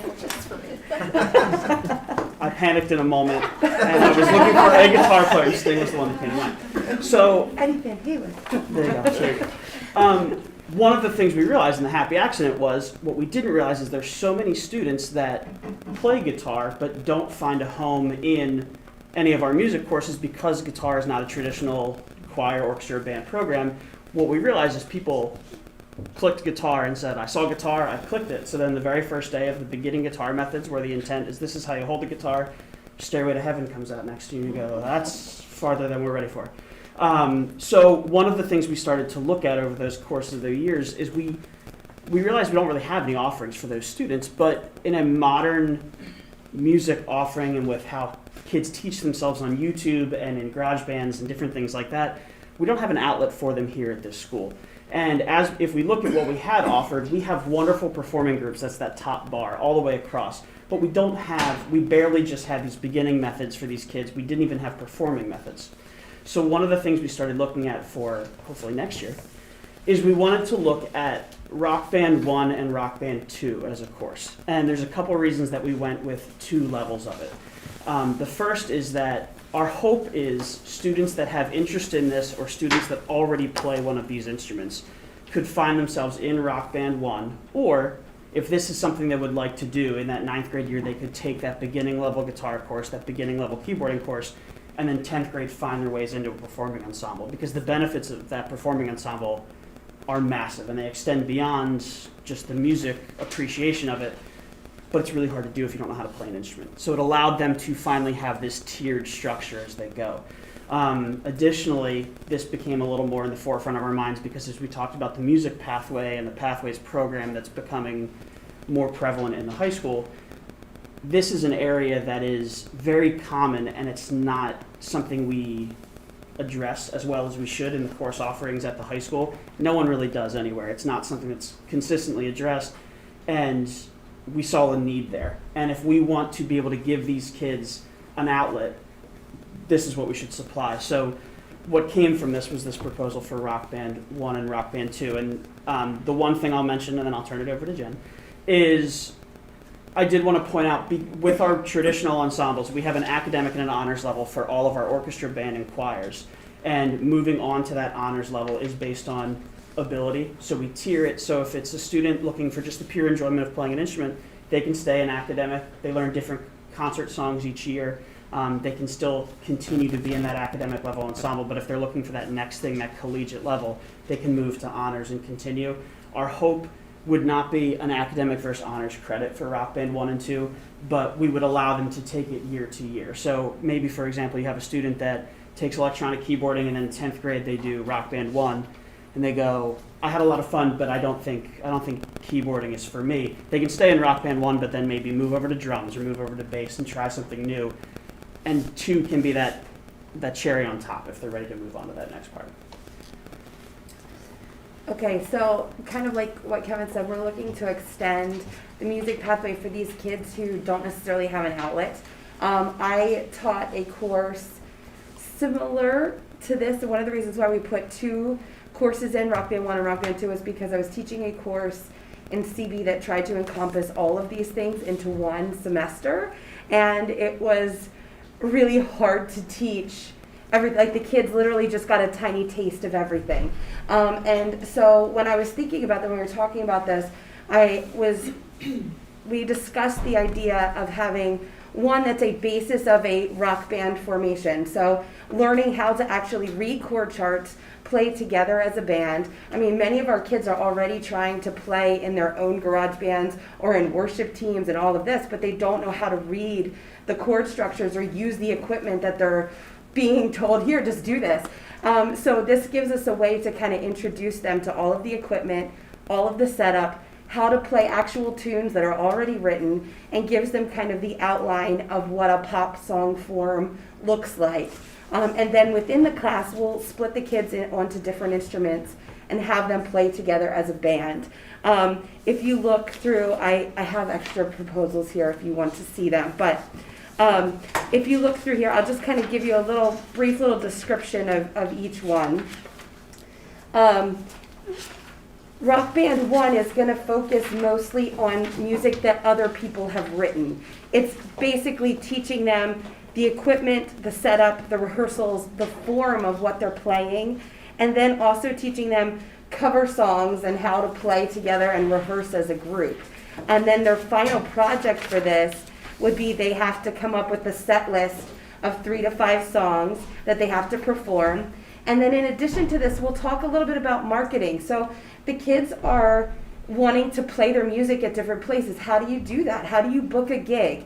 So we'll talk about how you contact people, what you should have prepared, your business cards, your logos, the colors that mean something when you're creating a logo, and then they'll use their band that they have in class, and they'll have to put together a little press pack that they would end up sending out. Now, in addition to that, Rock Band 2 kind of extends this a little bit more, and instead of talking about other people's music, it's creating your own music and what goes into doing that. And so for Rock Band 2, we'll talk about beginning songwriting and what goes into writing lyrics and how that changes whether you write in first person or second person or third person, and the different meanings and how that transfers. We'll talk about rhyming and not rhyming and how that can affect things. And then the students will write a song either by themselves or collaboratively. I actually kind of think it would be good to do both. A lot of songwriters will tell you they write with a group of people. They don't just write by themselves, and it's a very different feel. So we'll talk about that and how to brainstorm. And then we'll talk about how to rehearse what you wrote, because sometimes you have to convey what you want differently than how people are receiving it. So it's all about the communication between what your intention is and what the band is performing. So we'll talk about that. And then their final project, they would work to record their original song, and they would have to come up with the album art for their first single. And that's kind of the marketing part that we would do for this portion of things. We would talk a lot more in Rock Band 2 about the studio equipment and what it takes to record in the studio. We just started purchasing some things for our recording studio. We have kind of a long way to go, but we're starting to get some of those things, and we'd like to do that in addition or in conjunction with the music technology students. And the music technology students, we do 2 different things. But they have a Music Tech 1 and a Music Tech 2, but we're looking to maybe make it something where they work with the Music Tech 2 students in recording, and they are kind of like the audio engineers for the kids recording their songs. So that's our long-term vision for what this will look like. As far as evaluation, they'll be evaluated through written things, through oral presentations. They'll have to kind of analyze and reflect on what they're doing, and then obviously they'll have their actual performances that hopefully we have either recorded or videoed, that kind of thing. Okay, so because it's a new course, it does incur some cost. Right now, we kind of piece together a small rock band setup borrowing the jazz band's drum set and everything else. So in order to do this, we're anticipating there is actually a guitar club that has just started meeting after schools, and it's become quite large. I think they just started, and they have 20-some students already. So we're anticipating there's probably going to be some interest in this, and we were thinking it would be good to have at least 2 rock band setups at first that we could have them rehearse. Eventually we'd like to get it so we have 3 different places to have them set up, so that there could be 3 different bands rehearsing at the same time. This is just for 2 setups because we can makeshift another one with what we have. And what we were thinking is if this seems too large of a number, it could be something where we implement one, like half of it for next year, and then as we have more kids sign up, we revisit and maybe add the next portion to that. But that's part of this. The other thing that this would also change a little bit, right now I'm split between 2 different buildings. If we add this course, it would, I would probably have to be full-time at the high school building, leaving my .5 at the at South open. So that would be something to also consider. It's a possible staffing Yes. location. Yep. Yes. One thing to just mention slightly about the purchases is we have plenty of amps and we have different things like that. The one challenge that you can see in this, so the guitar courses that we have now, we cap at 20 because of equipment, and also 20 first time ever using a guitar can get quite loud. And we do acoustic because acoustic is kinder than 20 learning students on guitars with amps and electronics. The benefit of everything in here, especially with the mixers and the iPads, is that allows everything to be plugged in. So conceivably, if space became a concern, you could have 2 entire groups set up in one of the larger, whether it be the band or orchestra room, with headphones on, and they could be doing their thing as if they're completely by themselves. And then it would be as simple as teachers walking over, plugging their headphones into their mix and hearing what they're doing, and then moving over and doing it here. So we do have some of the equipment here, but this equipment allows us to have them in one space so teachers are with them the entire time, and it's not kind of a bouncing between 2 avenues. So do you have to turn students away now if you're capped at 20? I have a handful that have been turned away in different times. There was a point where we had, someone did have an extra section of guitar. We had 4 sections running in 1 year. This year, I have 2 of beginning keyboarding and 2 of beginning guitar. And just because of the nature of numbers and where everyone had to be, we didn't run those extra 2 sessions of guitar. So while I can't say for sure, 3 or 4 is normal for us, and we're running 2 this year. Do you guys include if somebody was like, I have a banjo and I want to come into the rock band? How does that roll out? Like, steel guitar? You got a banjo? Sorry, country lover over here. Just throwing it out there. Honestly, I don't think we would turn someone away if they said we want to do this, if they provide their own banjo. I mean, I've also talked with kids who play ukulele, and they were like, I'd love to do this with ukulele, and that could easily be something that we add to it as well.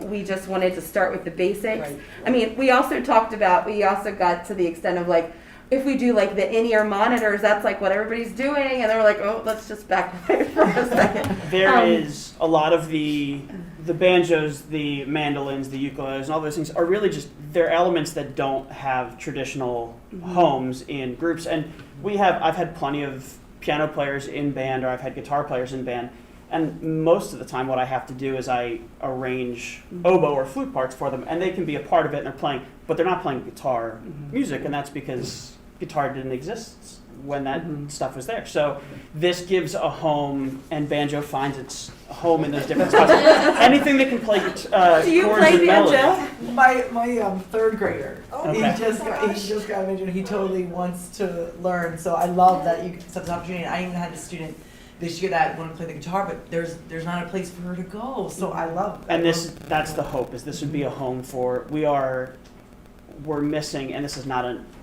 us problem, I think this is a music problem everywhere. When you don't get them in that elementary school, it's really hard to catch them again. And I have students in piano or guitar that sit down and they're playing phenomenal things, and I say, they're seniors, and they say, what do you want to do when you go to college? And they say, oh, I'm going to go for music. And I've never met them before. And they said, well, there's nothing for me. And that's, the hope is that this becomes the thing for them. Well, I was just going to say, and the reality is there are no other high schools really offering this kind of thing yet.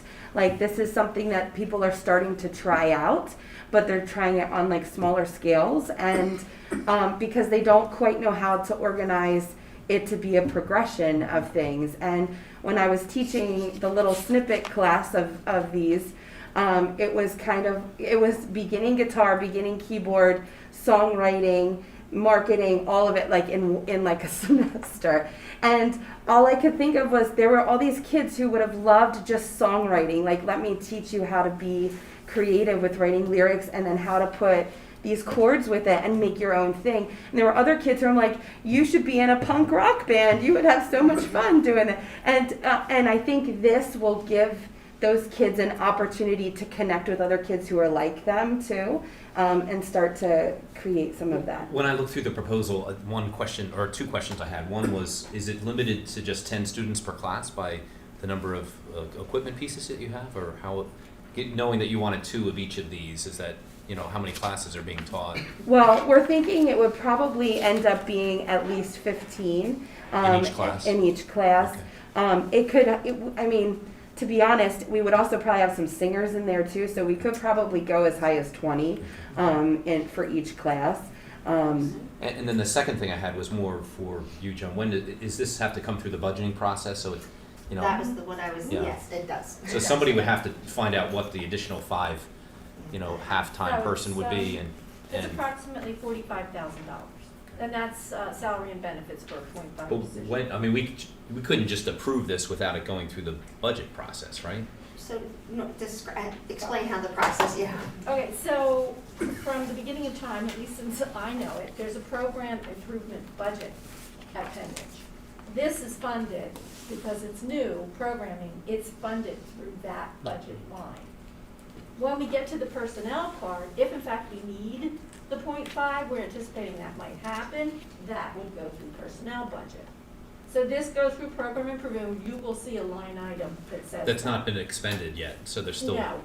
No, it's typically, it has been up to like $450,000 when we did STEM courses. It usually ranges in the $300,000 mark. I mean, because of COVID, we haven't had really the time to develop things, but that is where this is funded. And is this the type of program that would use like a, for lack of a better term, a lab fee or something like that, where there'd be some sort of fee associated with the students' participation in it, or no? The hope would be no, and having a bass, a guitar, and a drum set allows them to not have a fee to perform. Obviously, so in a band setting, they bring their own instruments. If it's a larger one, it incurs a cost.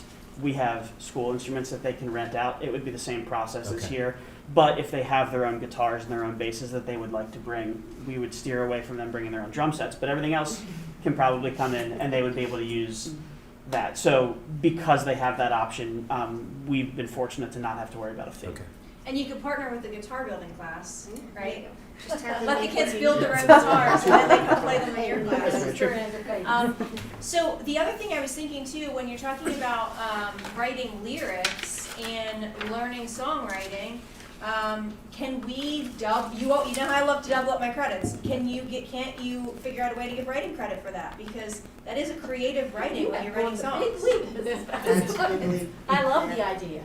Because I mean that's a creative way that kids like to. It's like writing poetry. I mean it's no different than a lot of the other writing classes that we have, and it's great because then it gives kids more options to fill those different credits. And I know we're going to have that conversation coming down the line about not pigeonholing with some of the credit requirements we currently have, and opening that door and giving kids more flexibility, because there's a lot of kids who are stuck with certain credits and wouldn't be able to take this music because it would be outside of, you know, they don't have the electives to do it. And so by opening up that door, you could do that, and also tying it into writing gives another option.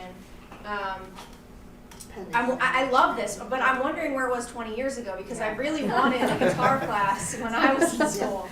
Actually, Souderton has, Jordan, do you know, Souderton has like, they do some kind of guitar lessons in their middle school, and they have like a wall, they have like walls of guitars in Maybe the, Valley. Crest does not. Crest doesn't? Mm-mm. Then it must be Valley, but there's like a wall of guitars, and they have a class where they have like guitar lessons. I don't know what it's built into, but I wonder too if we could even introduce it a little bit earlier in the middle school. Well, So- I do know that a lot of middle schools are offering intro to guitar there. So like we offer it in 9th grade here, but I know there are other middle schools that are offering that as a music class in middle school. So it's in lieu of their like performing arts class, like they could choose. but like there's only a certain amount of kids who can get into the class, so there's a little bit of competition with that. There are some that have some opportunity to do a unit on guitar or keyboarding in general music courses at a middle school, but that's not necessarily a district-based thing. That's more a teacher applied for a grant and got a grant for that building. So that's widespread. That's not a norm, but some do have tried it and hopped on applying for a grant to try. Picture thinking. I mean, I like that. Well, why, I'm really passionate about music, so this is near and dear to my heart. My son's a musician, and I think school has been lacking. It's one of the reasons I wanted to get on board in the first place. We have all these different orchestras and different bands and everything, but we've ignored rock music for forever. And why should we just do this, but shouldn't we also form something on par with the marching band, but a rock band, club / extracurricular activity?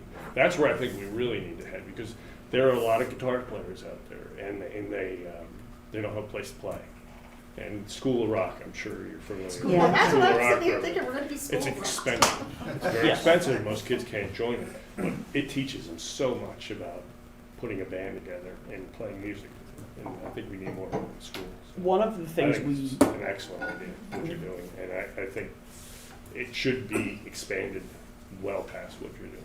One of the things we've talked about doing, and we did a little bit of, is when we've had those Shining Star guitar students or students that are in the guitar studio and they're kind of well beyond what the scope initially was of the class. When we've had our concerts, we've had them play in the lobby, or we've had them play on stage as people come in, and we've pretty consistently, we have a string quartet and a chamber orchestra, smaller vocal groups and jazz combos that kind of, they don't get lost in the shuffle, but it's really, when you have 2 jazz bands, 2 bands, all of a sudden concerts become massive. So we use them as entrance, exit, intermission to give them their moment. But one of the things we've started to talk about is we really want to make these kind of coffee shop opportunity performances maybe once a semester, or to start once a year. And that would be the trial spot for our guitar players or our pianists that don't have time to shine or room to shine in what we offer in that way. And then from there we can build it. Yeah. My son's in the jazz trio, the 3 that played some of the... Josh. Yeah, Josh. And I just think there's so much more opportunity for the school. And they put on shows in School of Rock, so they rehearse, they learn the instrument, which they do have to start earlier, and then they put together a band, and then they do a show out in the town, anywhere, and we obviously do it in the school. And it's an amazing program, and it would be nice to offer that to everybody, but it's a very expensive program for a lot of people, and that keeps people out. But there's so many musicians that are playing guitar when they're younger, and they don't have a place in an outlet to do it. And it would be great if the school offered it. I think this is a great start. Yeah. We like it. Sounds good. Well, it sounds like we can move it then. Thank you. Thank you. Thank you. Have a good night. And excitement and passion. Oh, well, yeah, these are all ideas. Everybody's thinking about different gigs that the kids. I was like, big night, you guys get My thought was, if we create like a YouTube channel and we get enough people liking it and following us, then it could maybe be like another source of revenue for us. Seriously. I don't know. All these businesses we partner with, they can let our kids play. All right. So, our next curriculum committee meeting is scheduled for February 7th. We only had one person signed up for public comment. David Bedelia about resources.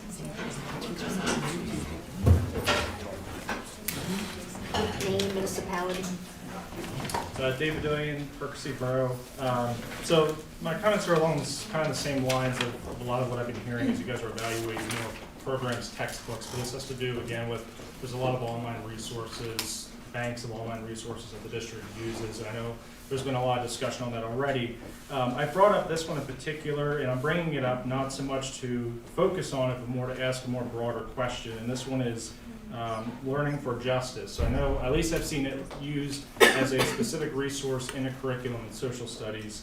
And I just want to call out a couple things. So we talked about, I've talked to the district about kind of the guidelines that are used for evaluating resources, right? Making sure that they're age appropriate. There's kind of some guidelines that use age appropriate, that the teacher review it in its entirety. Is there language or images that are easily misinterpreted? Is the resource balanced and unbiased? And this had to do a lot with the resource specific, and my question has to do more with the banks or open-ended sources that we use in evaluating them, not just a specific resource, but the ones that we're pointing our teachers to use. Are we looking at them more holistically? And so I just want to point out with the Learning for Justice, so I guess there's a new director for it, and she talks about some exciting changes, changing it from teaching tolerance to learning for justice.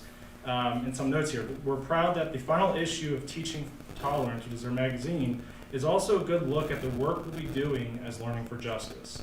In this issue, we highlight stories across a wide spectrum of education, examining the ways system and institutions perpetuate racism and white supremacy. So when I look at this is spring 2021, this is their cover, right? And so let me repeat again, it's a good look at the work we'll be doing as Learning for Justice. White supremacy in education. White supremacy affects every element of the education system. Find out how students, educators, and other stakeholders resist it daily. Again, we're pleased to share this magazine with you. We can't think of a better way to say goodbye to teaching tolerance and begin the work. So they're being very clear about what their work is, what they're geared towards. So my question is, not just looking at specific resources, because I think the main one we're looking at here is teaching hard history. And I've kind of looked at it a little bit. There's some good things that I've seen in it. I've talked to a friend of mine, it's a social studies teacher. So I'm not specifically questioning. My question is, how is the district evaluating the actual, whether it's an organization, whether it's an open-ended resource, NewsELA is another one that I've brought up before. I'm going to send it to you all so you can take a look at the magazine. And just, I mean, the topic again, white supremacy in education, is that really, what Penn Ridge thinks is a necessary focus for resources for teachers, and does, to me, it makes a question of even any resource, the fact that that's the focus. I just did a search in the words. White came up 107 times, white supremacy came up 52 times, and that's in their celebrated magazine that says this is what we're all about. And so again, I'm not questioning the resource, I'm asking the district to do that. It's your job to evaluate that. But as a parent, as a community member, they're telling you what their focus is, and their focus is on how white supremacy is a foundation for education. And I'm asking, is Penn Ridge really aligned with that? And if not, again, I'm not advocating for the resource. I want you guys to evaluate it. My question is, are you guys looking at the programs, the resources, not on an individual basis, but also, hey, maybe there's some good ones in here, but the fact that they're saying their focus is primarily white supremacy, we're going to kind of steer away from that. That's kind of the type of thing that I'm thinking that maybe the district needs to look at, because open-ended resources are exactly that. They're open-ended. Yeah, there might be some good ones, but if they're telling you the focus, you should take them for granted, or you should take them at their word of what they're saying the focus is. Thank you.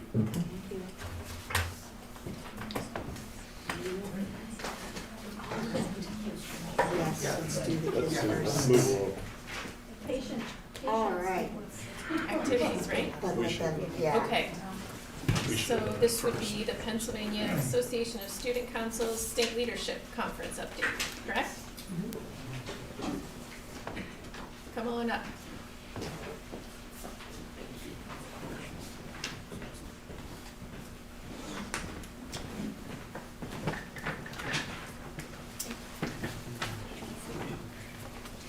So first of all, I want to thank you guys so much for fitting us in tonight. I understand there was a miscommunication somewhere, but I really appreciate you letting us speak about this, because personally, this is something that's been so impactful for me.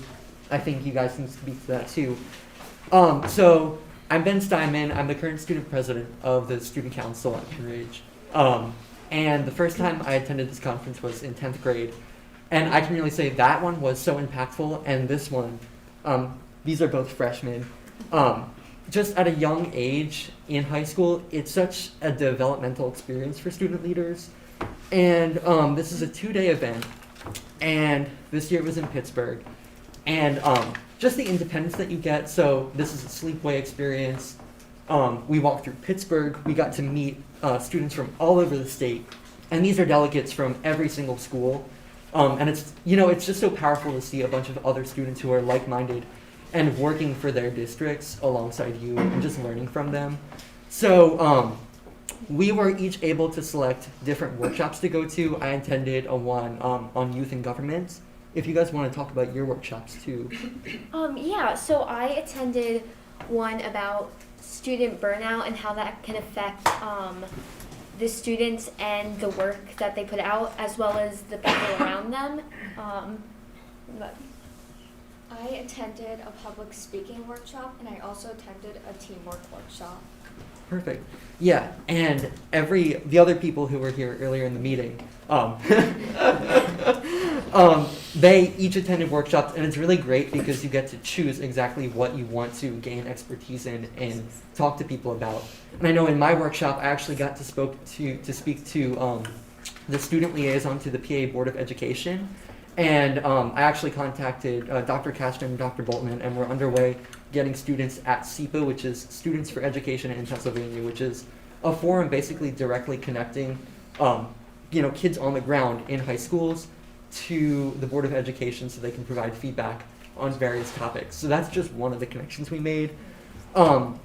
Another thing, if you want to speak about it, Chloe Kircher, who was here earlier, she's a freshman, and she's spearheading a mental health awareness week in Penridge, which is, in my opinion, incredible to see a freshman stepping up like this.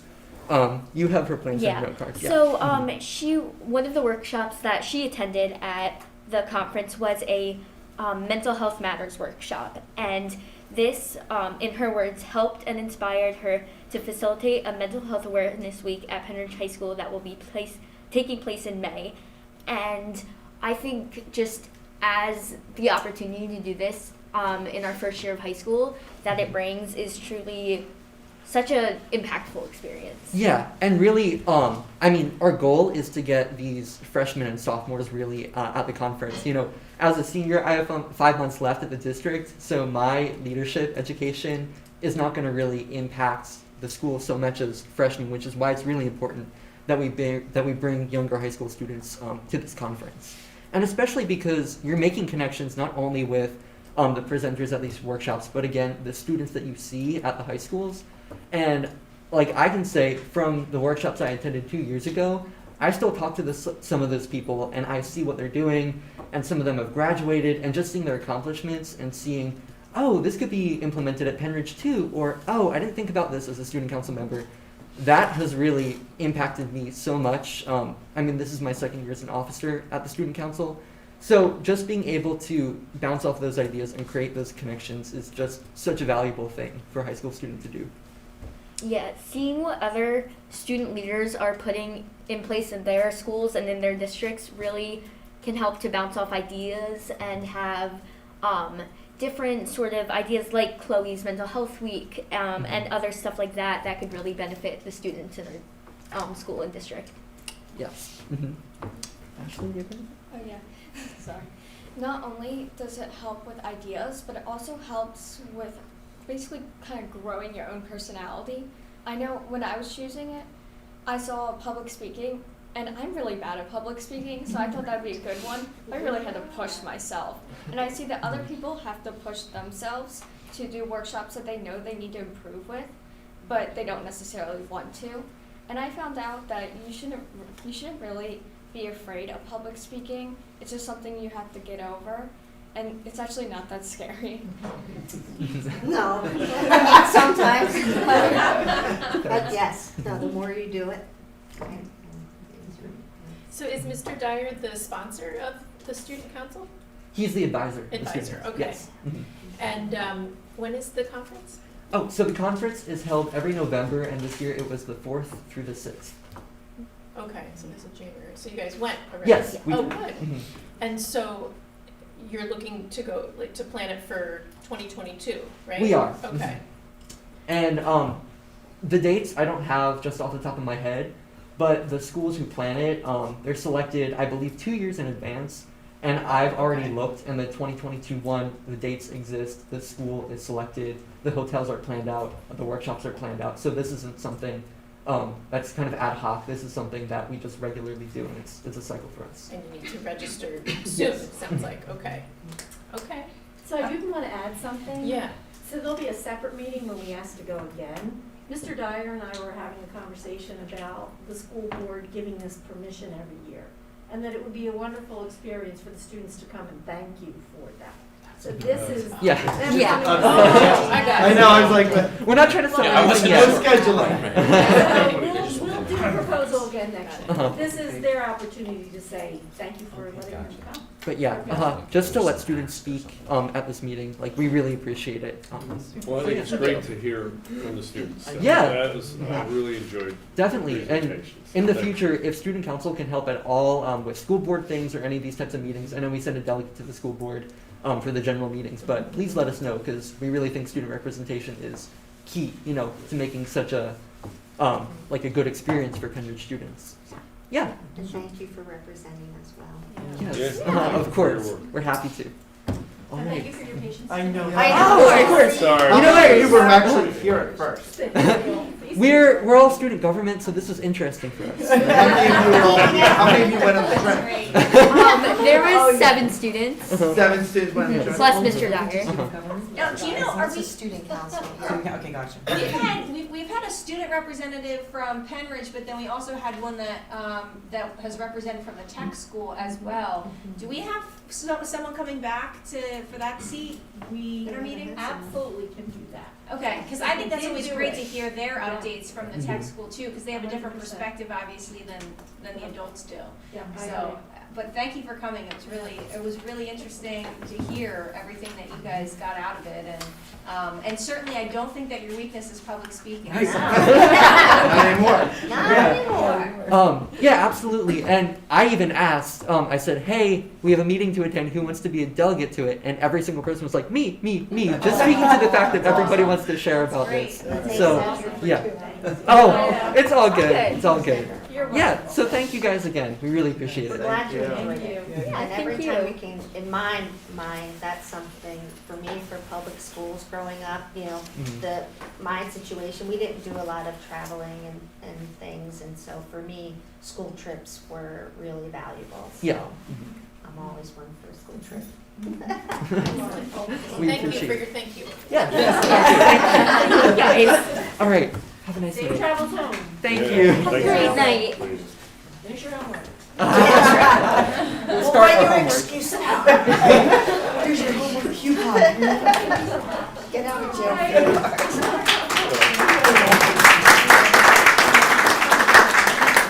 Okay, so next up is the Peru trip proposal. Evan Manuli, did I do that right? Yes, we did.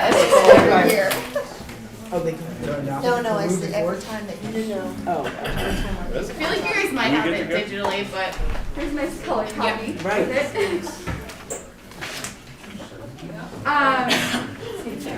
So I'm Devin Mealy. I'm a Spanish teacher at South Middle School. I also worked at Central and South prior to this year, and this is my 5th year in district. This will be my 3rd trip I'd be running with the Penridge School District. So my first trip was back in 2019 before COVID. I took 5 kids to the Galapagos. We got to see What? Quito and the Galapagos, and it was amazing. There's another teacher in the district that does run trips. She usually gets larger groups. She always has her trip published before mine, so I think she gets some of the clientele. But I kind of like having a smaller group too, because the last time we were paired with a group from Connecticut, so then it gave my kids the opportunity to kind of meet kids from other parts of the country and kind of interact with them. And then Connecticut was close enough that they could still meet up with them should they want to once we got back to the States. I'm running a trip this summer to Costa Rica and Panama. This will be my first school board approved trip. This would be my 2nd one if Peru gets approved. Why I chose Peru out of all the locations I could have chosen, I like picking Spanish-speaking countries. I don't limit it to students who take Spanish. I obviously encourage the Spanish teachers to push out to the students who are enrolled in Spanish courses up high school and beyond. But I don't want to limit my audience to it. The whole point of these EF trips for me, I love traveling. I love sharing my passion for travel with my students. And getting to take these Penridge students to a foreign country is just such a cool opportunity for them. Hopefully you like this opportunity, Mrs. Cullen, with the trips.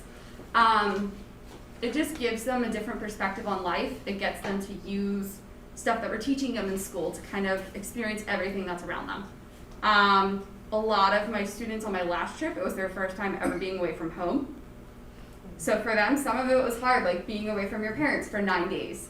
So kind of getting them experiences. Some of them are going to like four-year colleges. They need that preparation to get to them. Like, so it's kind of like a little taste for them for that. Also getting to, this trip in particular, getting to see Machu Picchu. One of the huge like history things with that. And who knows how much longer it's gonna be around.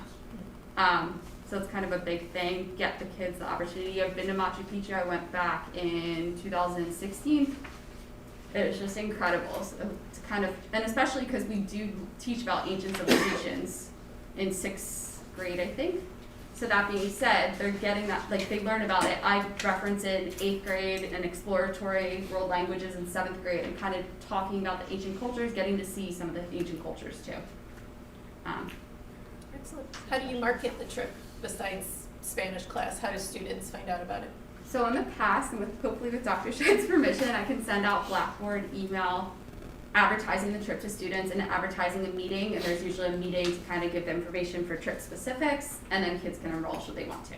And parents attend the meeting. Okay. Does it go out on announcements as well? And It doesn't typically. No?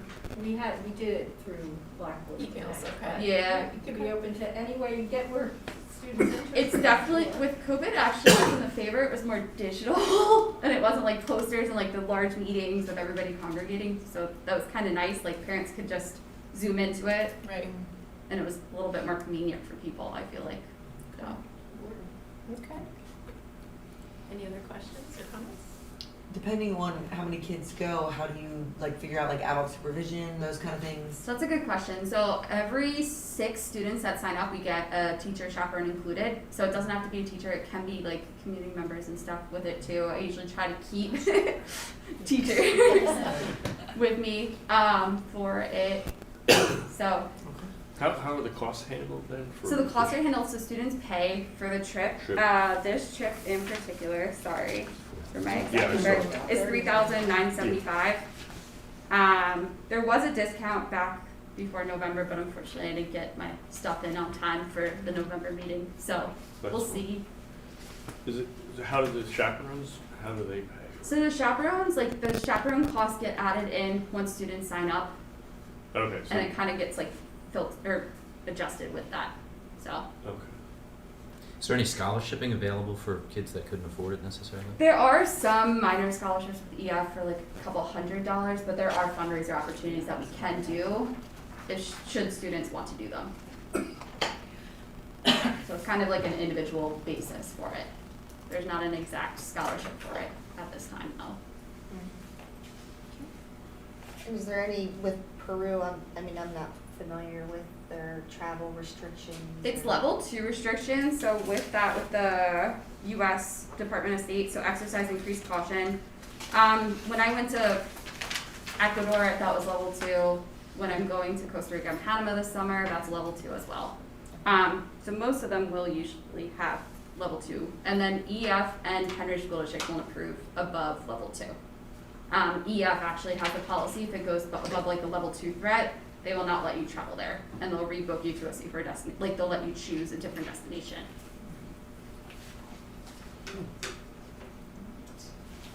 Do you know of any information about, do they require vaccination? Peru in particular, I am not positive about. Okay. Sorry. Well, no, I mean, it would be a choice. Yeah. No, I think these are really great opportunities. Again, and it is an expense. Yeah. But it's easier sometimes. For our family, we could send one at a time as opposed to we couldn't go together as a family. So And that is actually a great point. Like they do offer payment plans and stuff too. So part of why Nikki Marchese, the other person that runs trips in the district, we try to get them out as like soon as possible for students, so parents have more time to save for the trips, and students can save for the trips via jobs and stuff. So this is for 2023. So if I get this trip, ideally I'll probably get the meeting going in February or so, or end of June, or January. Sorry, forgetting what month it is. This is 2023. This is for Okay. 2023. So this would give parents and students over a full year to be able to pay That's for good. it. Because final payments are usually due around like April. So. And I think EF allows, they have a thing where you can send to family members for Christmas and, you know, birthdays. Yes. They make it very user friendly, like students will get an enrollment thing and then they can send it to family members if they want to too. Okay, thank you. Thank you. Thank you.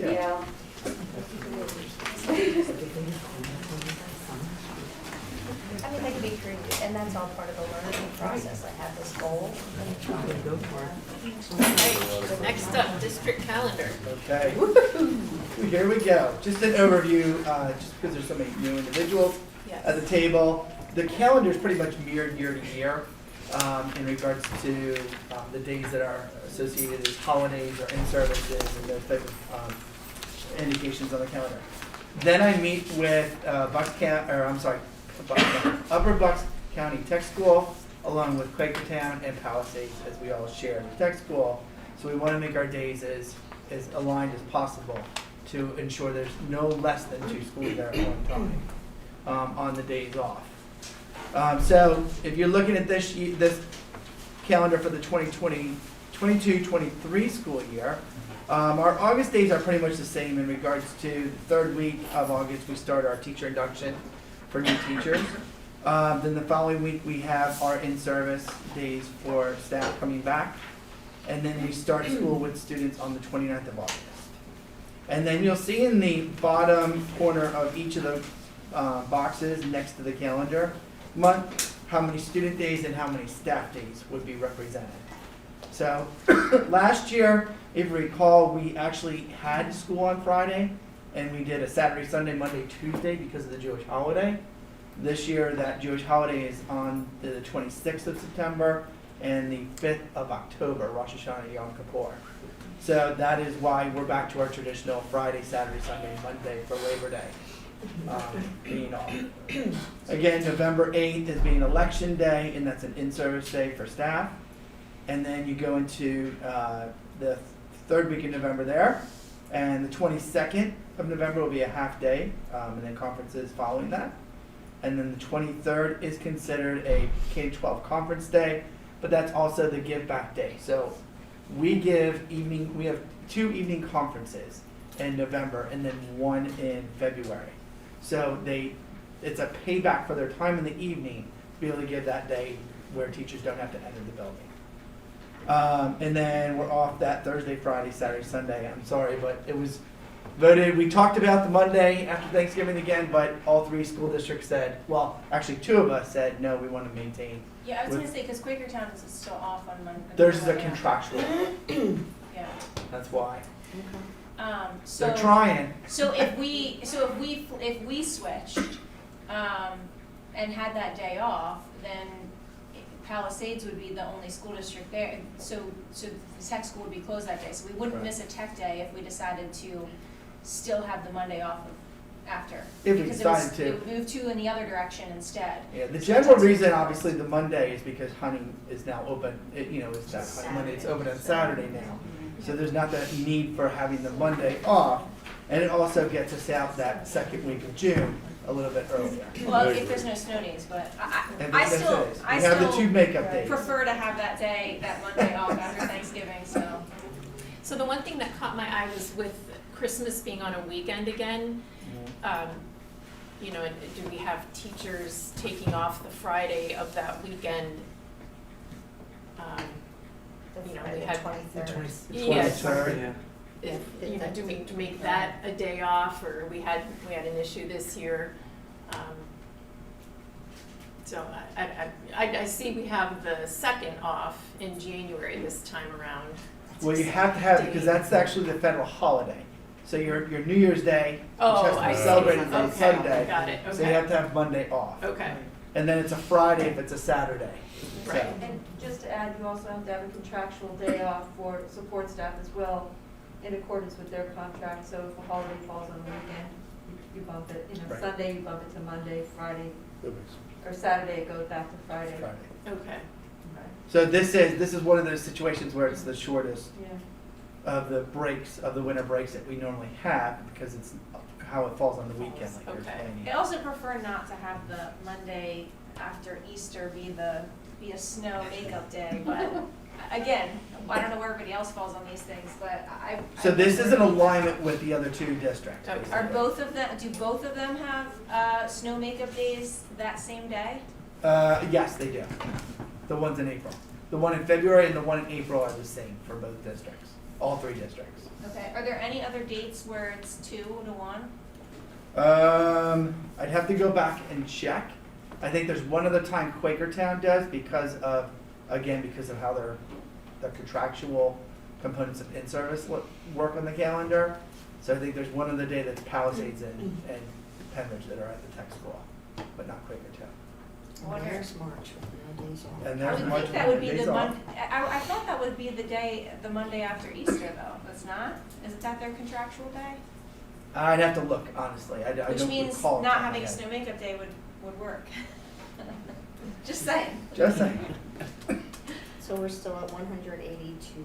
182 student days, 193 staff days, and that's the 192 with 7 hours of PLT time. Okay, and the other thing that was different this year that we ended up fixing or, kind of modifying to be in line with them is the other two districts were allowing a day or two before they used their snow makeup days and we weren't. They only so did then it we for this matched it. year.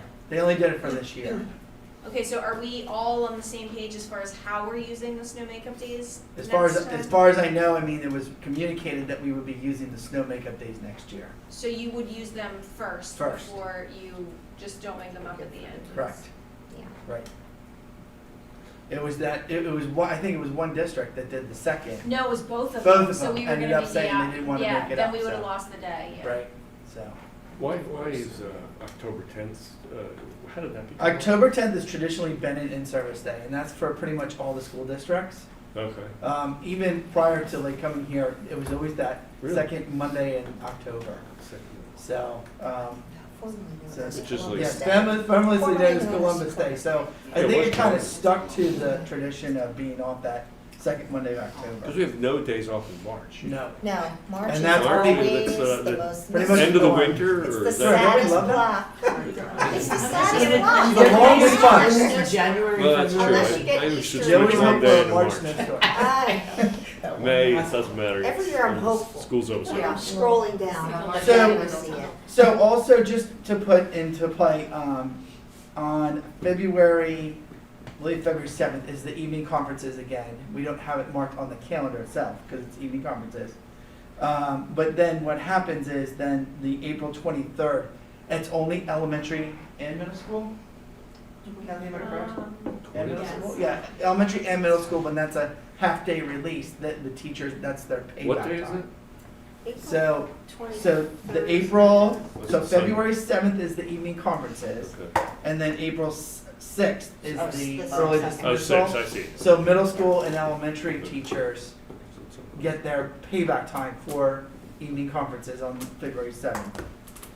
And then the high school has their full day of an in-service. And then obviously the spring break there, and then Memorial Day, and then our last student day would be the 9th of June. So the Thursday is now a full, is a half day? Thursday's an early dismissal That's day. Easter, right? K to 12. Yeah. That's the spring, yeah, that's It used to Easter be weekend. off that day. What So- changed? And it's Used a to big have travel Thursday, day, so I Friday. feel like that Monday is. The 7th, 8th, 9th, and 10th is the spring break. 7? Well, so Well, 7th yeah. is It- Good it's a Friday. snow We makeup used day. to- Students are off on Thursday as well. They are? Students are.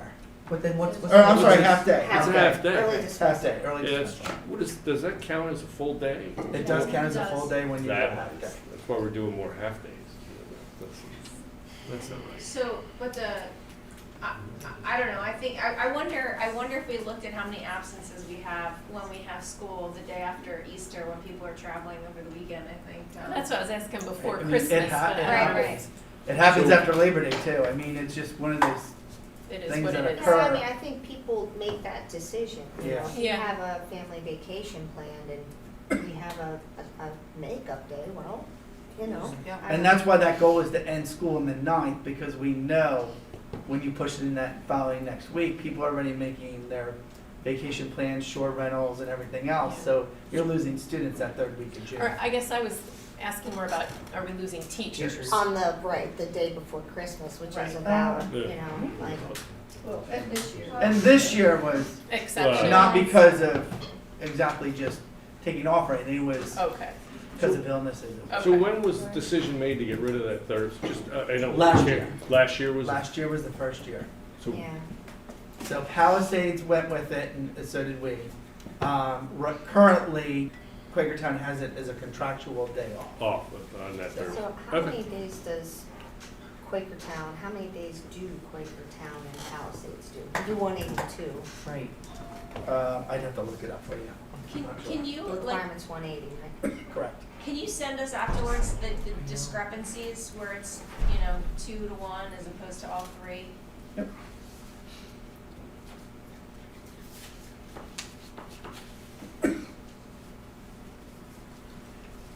That's it All for right. activities, right? That's it. That would be it. And there was no one in the public comment. There's no one on there. Okay. I checked it. Got it, thank you.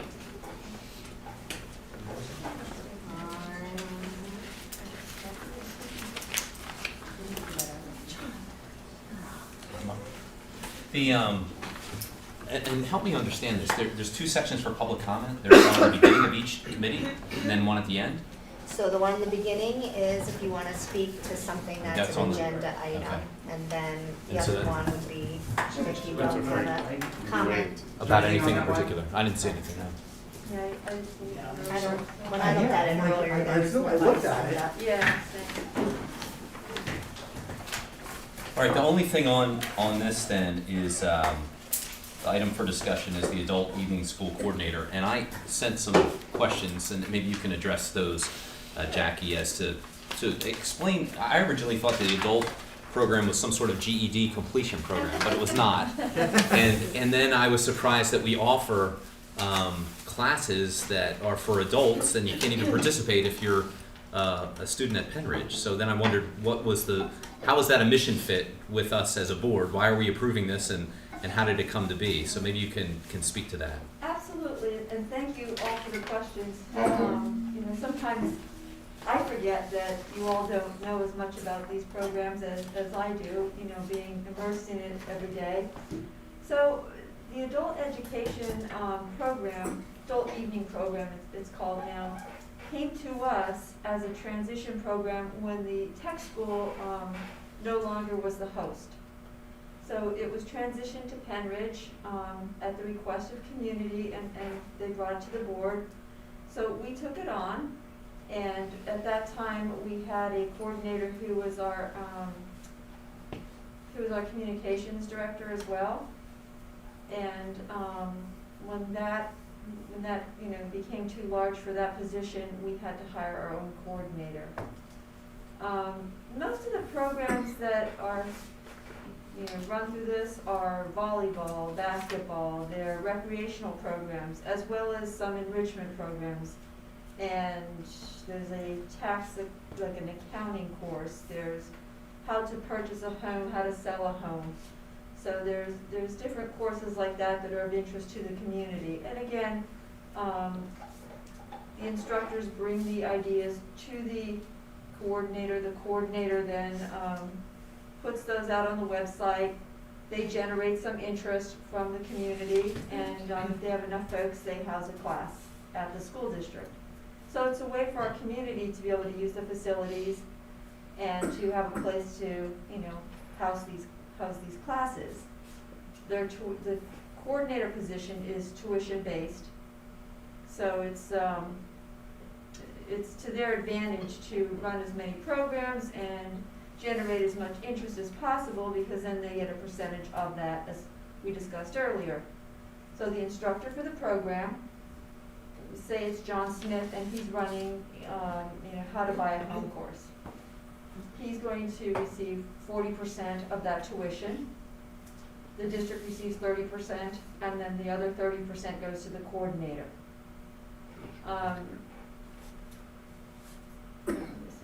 So there's no salary, it's all tuition based? There is no salary. Okay. It's like a marketing thing. If So they can the- drive business, then Right, you get this right. incentive. And the tuition is nominal. Right. It could be $25 up to, I think I've seen 50. Not much more than that usually. So that's how the program came to us, and again, it was at the request of the community who wanted to utilize the facilities.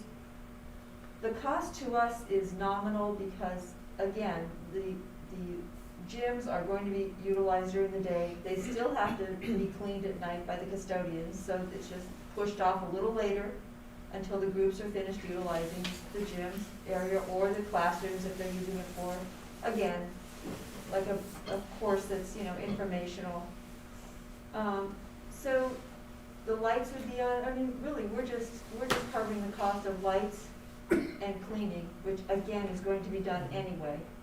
So there is some revenue generated through the district, and that is put back into our general fund as a miscellaneous expense. Let me make sure I have this right from Mr. Daugherty. Okay, they do go into the general fund as a miscellaneous revenue, and he indicates that our share does exceed the costs associated with running the programs, and again, those facility fees that I mentioned.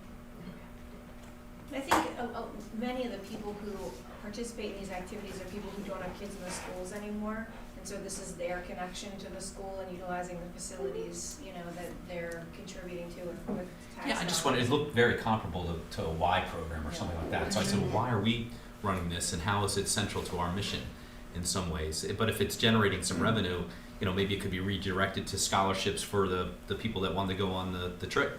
You could use those funds to fund something. If it's just going in, I don't know how much we're talking about, but it just seemed odd to me. Again, I'm just looking at it fresh Right. and saying, why are we doing this? But if it came to us from the tech, if the community is saying, hey, we want to have this program, even though you could get it at some other, facility, then I guess it's serving some need in the community to some degree. You can, and I think to your point, Megan, the community does like being in the district, in the building, and being able to utilize those facilities. And regardless of whether or not we're able to attract a coordinator right now, we are working with our existing groups to use the facilities beginning later this winter, and I believe that Callie is working to facilitate those conversations with our director of facilities and the individuals who fill out the facility use forms and manage all of that. So just to be clear, the administration feels it's something that's worthwhile to continue. Well, again, that's a board decision, but we feel that there's enough interest generated by the community to keep it going, yes. How do you get the word out? How do they typically let everybody know? Well, that would be up to the coordinator, and that's why they would get. Well, I understand, but we've done this, we've been Coordinator, doing it. but, and Callie can attest to this. Because the two of us receive emails regularly from those people that are interested in attending these programs, are they gonna start, the programs actually stopped March 2020 due to the pandemic. Right. And they haven't been able to restart since. That's- We tried to restart last spring, and in January of 2021, our coordinator left, and that's where it stopped again. So it So didn't are there any restart for programs last running spring. right now? Are Pardon? any of them running right now? No, but we're working to get them running up, those that we've already been working with, no new programs, just those that are already, established. Most of programs. these are like established groups who've been doing this for years, and it's the same group of people who get together, and they have someone who's their instructor, and so this, it's really, they were pretty upset about not having this opportunity for a while and being able to get back in there with their group of friends. So it's a little bit different than joining one of those other programs where it's open to whomever. You kind of form your own group, right? And then you're coming, Yeah. and it's right here in I Penn think Ridge. it's also but- less expensive Yeah, than like the a Y. Y. If you want like pick up basketball here would be a lot less expensive, you wouldn't have the. And they're all community members. I was gonna say, it brings that sense of community. I remember going with my dad, because my old school back in Lancaster used to have that, and it's like, it's good, yeah. I did Like so the way that Souderton advertises is maybe it's because I have a Souderton zip code, but I get their mailer. It's like a little pamphlet that comes with their courses. I did cupcake decorating once. I've seen that, and Souderton's program is extensive. I think that's about a 4-page booklet. Yeah, That's so something out maybe for a Sunday month. hours would be like that, but it's, it's not unlike other programs that other school districts do, And it would never interfere with any student activities. They have to work around student activities, whether, it's basketball season or whatever, they obviously can't infringe upon that time, so that's where our facilities use form comes in, working with those that schedule the gyms and things like that. All right, thanks for that information. About the Yeah. money. So, The- we're just, Sorry. Okay. no, that's okay, jumping over you. Or something. So the job description is basically changing a little bit because we, as a district with the previous coordinator, used to hire the instructors. So we removed that piece and the coordinator now would be responsible for hiring those instructors and compensating the instructors, etc. We are compensating the coordinator. The money comes to the district and then the district pays the coordinator and the coordinator only, not the instructors. So that is why you're seeing, those pieces removed for, where it's, Number 2. So is the payment made to the district then, and the district then disperses it to both the coordinator and the Yes. instructors? Exactly, and we are no longer going to be hiring them with all of their clearances and things like that.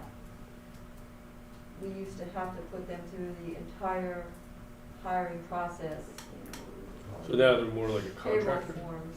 They'd be Pardon? like a contractor then instead, or? Right, so they would have an EDR contract, all of the instructors, but we've, spoken to the attorney and checked the tax laws in regard to what we can and cannot do, and the Well, does that- coordinator will be the only person that we are required to hire Is there any, through district, because we'll be paying them. any background check or anything? For the coordinator, absolutely. Well, the coordinator, Oh, but what okay. about the instructor, what about the instructor? Yeah. We would not, But the coordinator's not required to get those? yes, the coordinator will be. Okay, yeah, that's Oh, what wow, Will okay. be paid by Penridge. Right, okay, because I They figured would they do a still can't contract come with onto us. school property without having gone through that process. Right, they would be the individual we're contracted with. Okay, that's fine. What about like the liability if, say, you disperse the funds to the coordinator, but then somehow the coordinator doesn't follow through and pay the, I'm just thinking. There is a reconciliation Okay. done through the business office, and that has been done since 2015 when we took that over. Yeah. Any other questions? No. Thank you. You're welcome. And that's all that I have then on that. I just What- have one other, so what,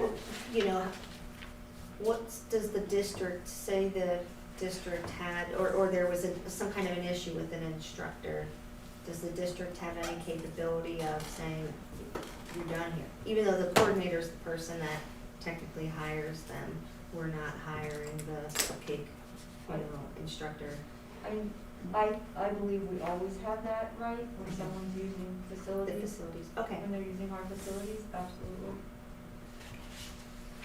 I don't know why my imagination's going there. I'm just- It's a good question. Joan, you know Proactive. my mind's always there too. Why am I doing it? I'm always looking to good one. All right, that's it? Yeah. So that's good, we're going over. All right.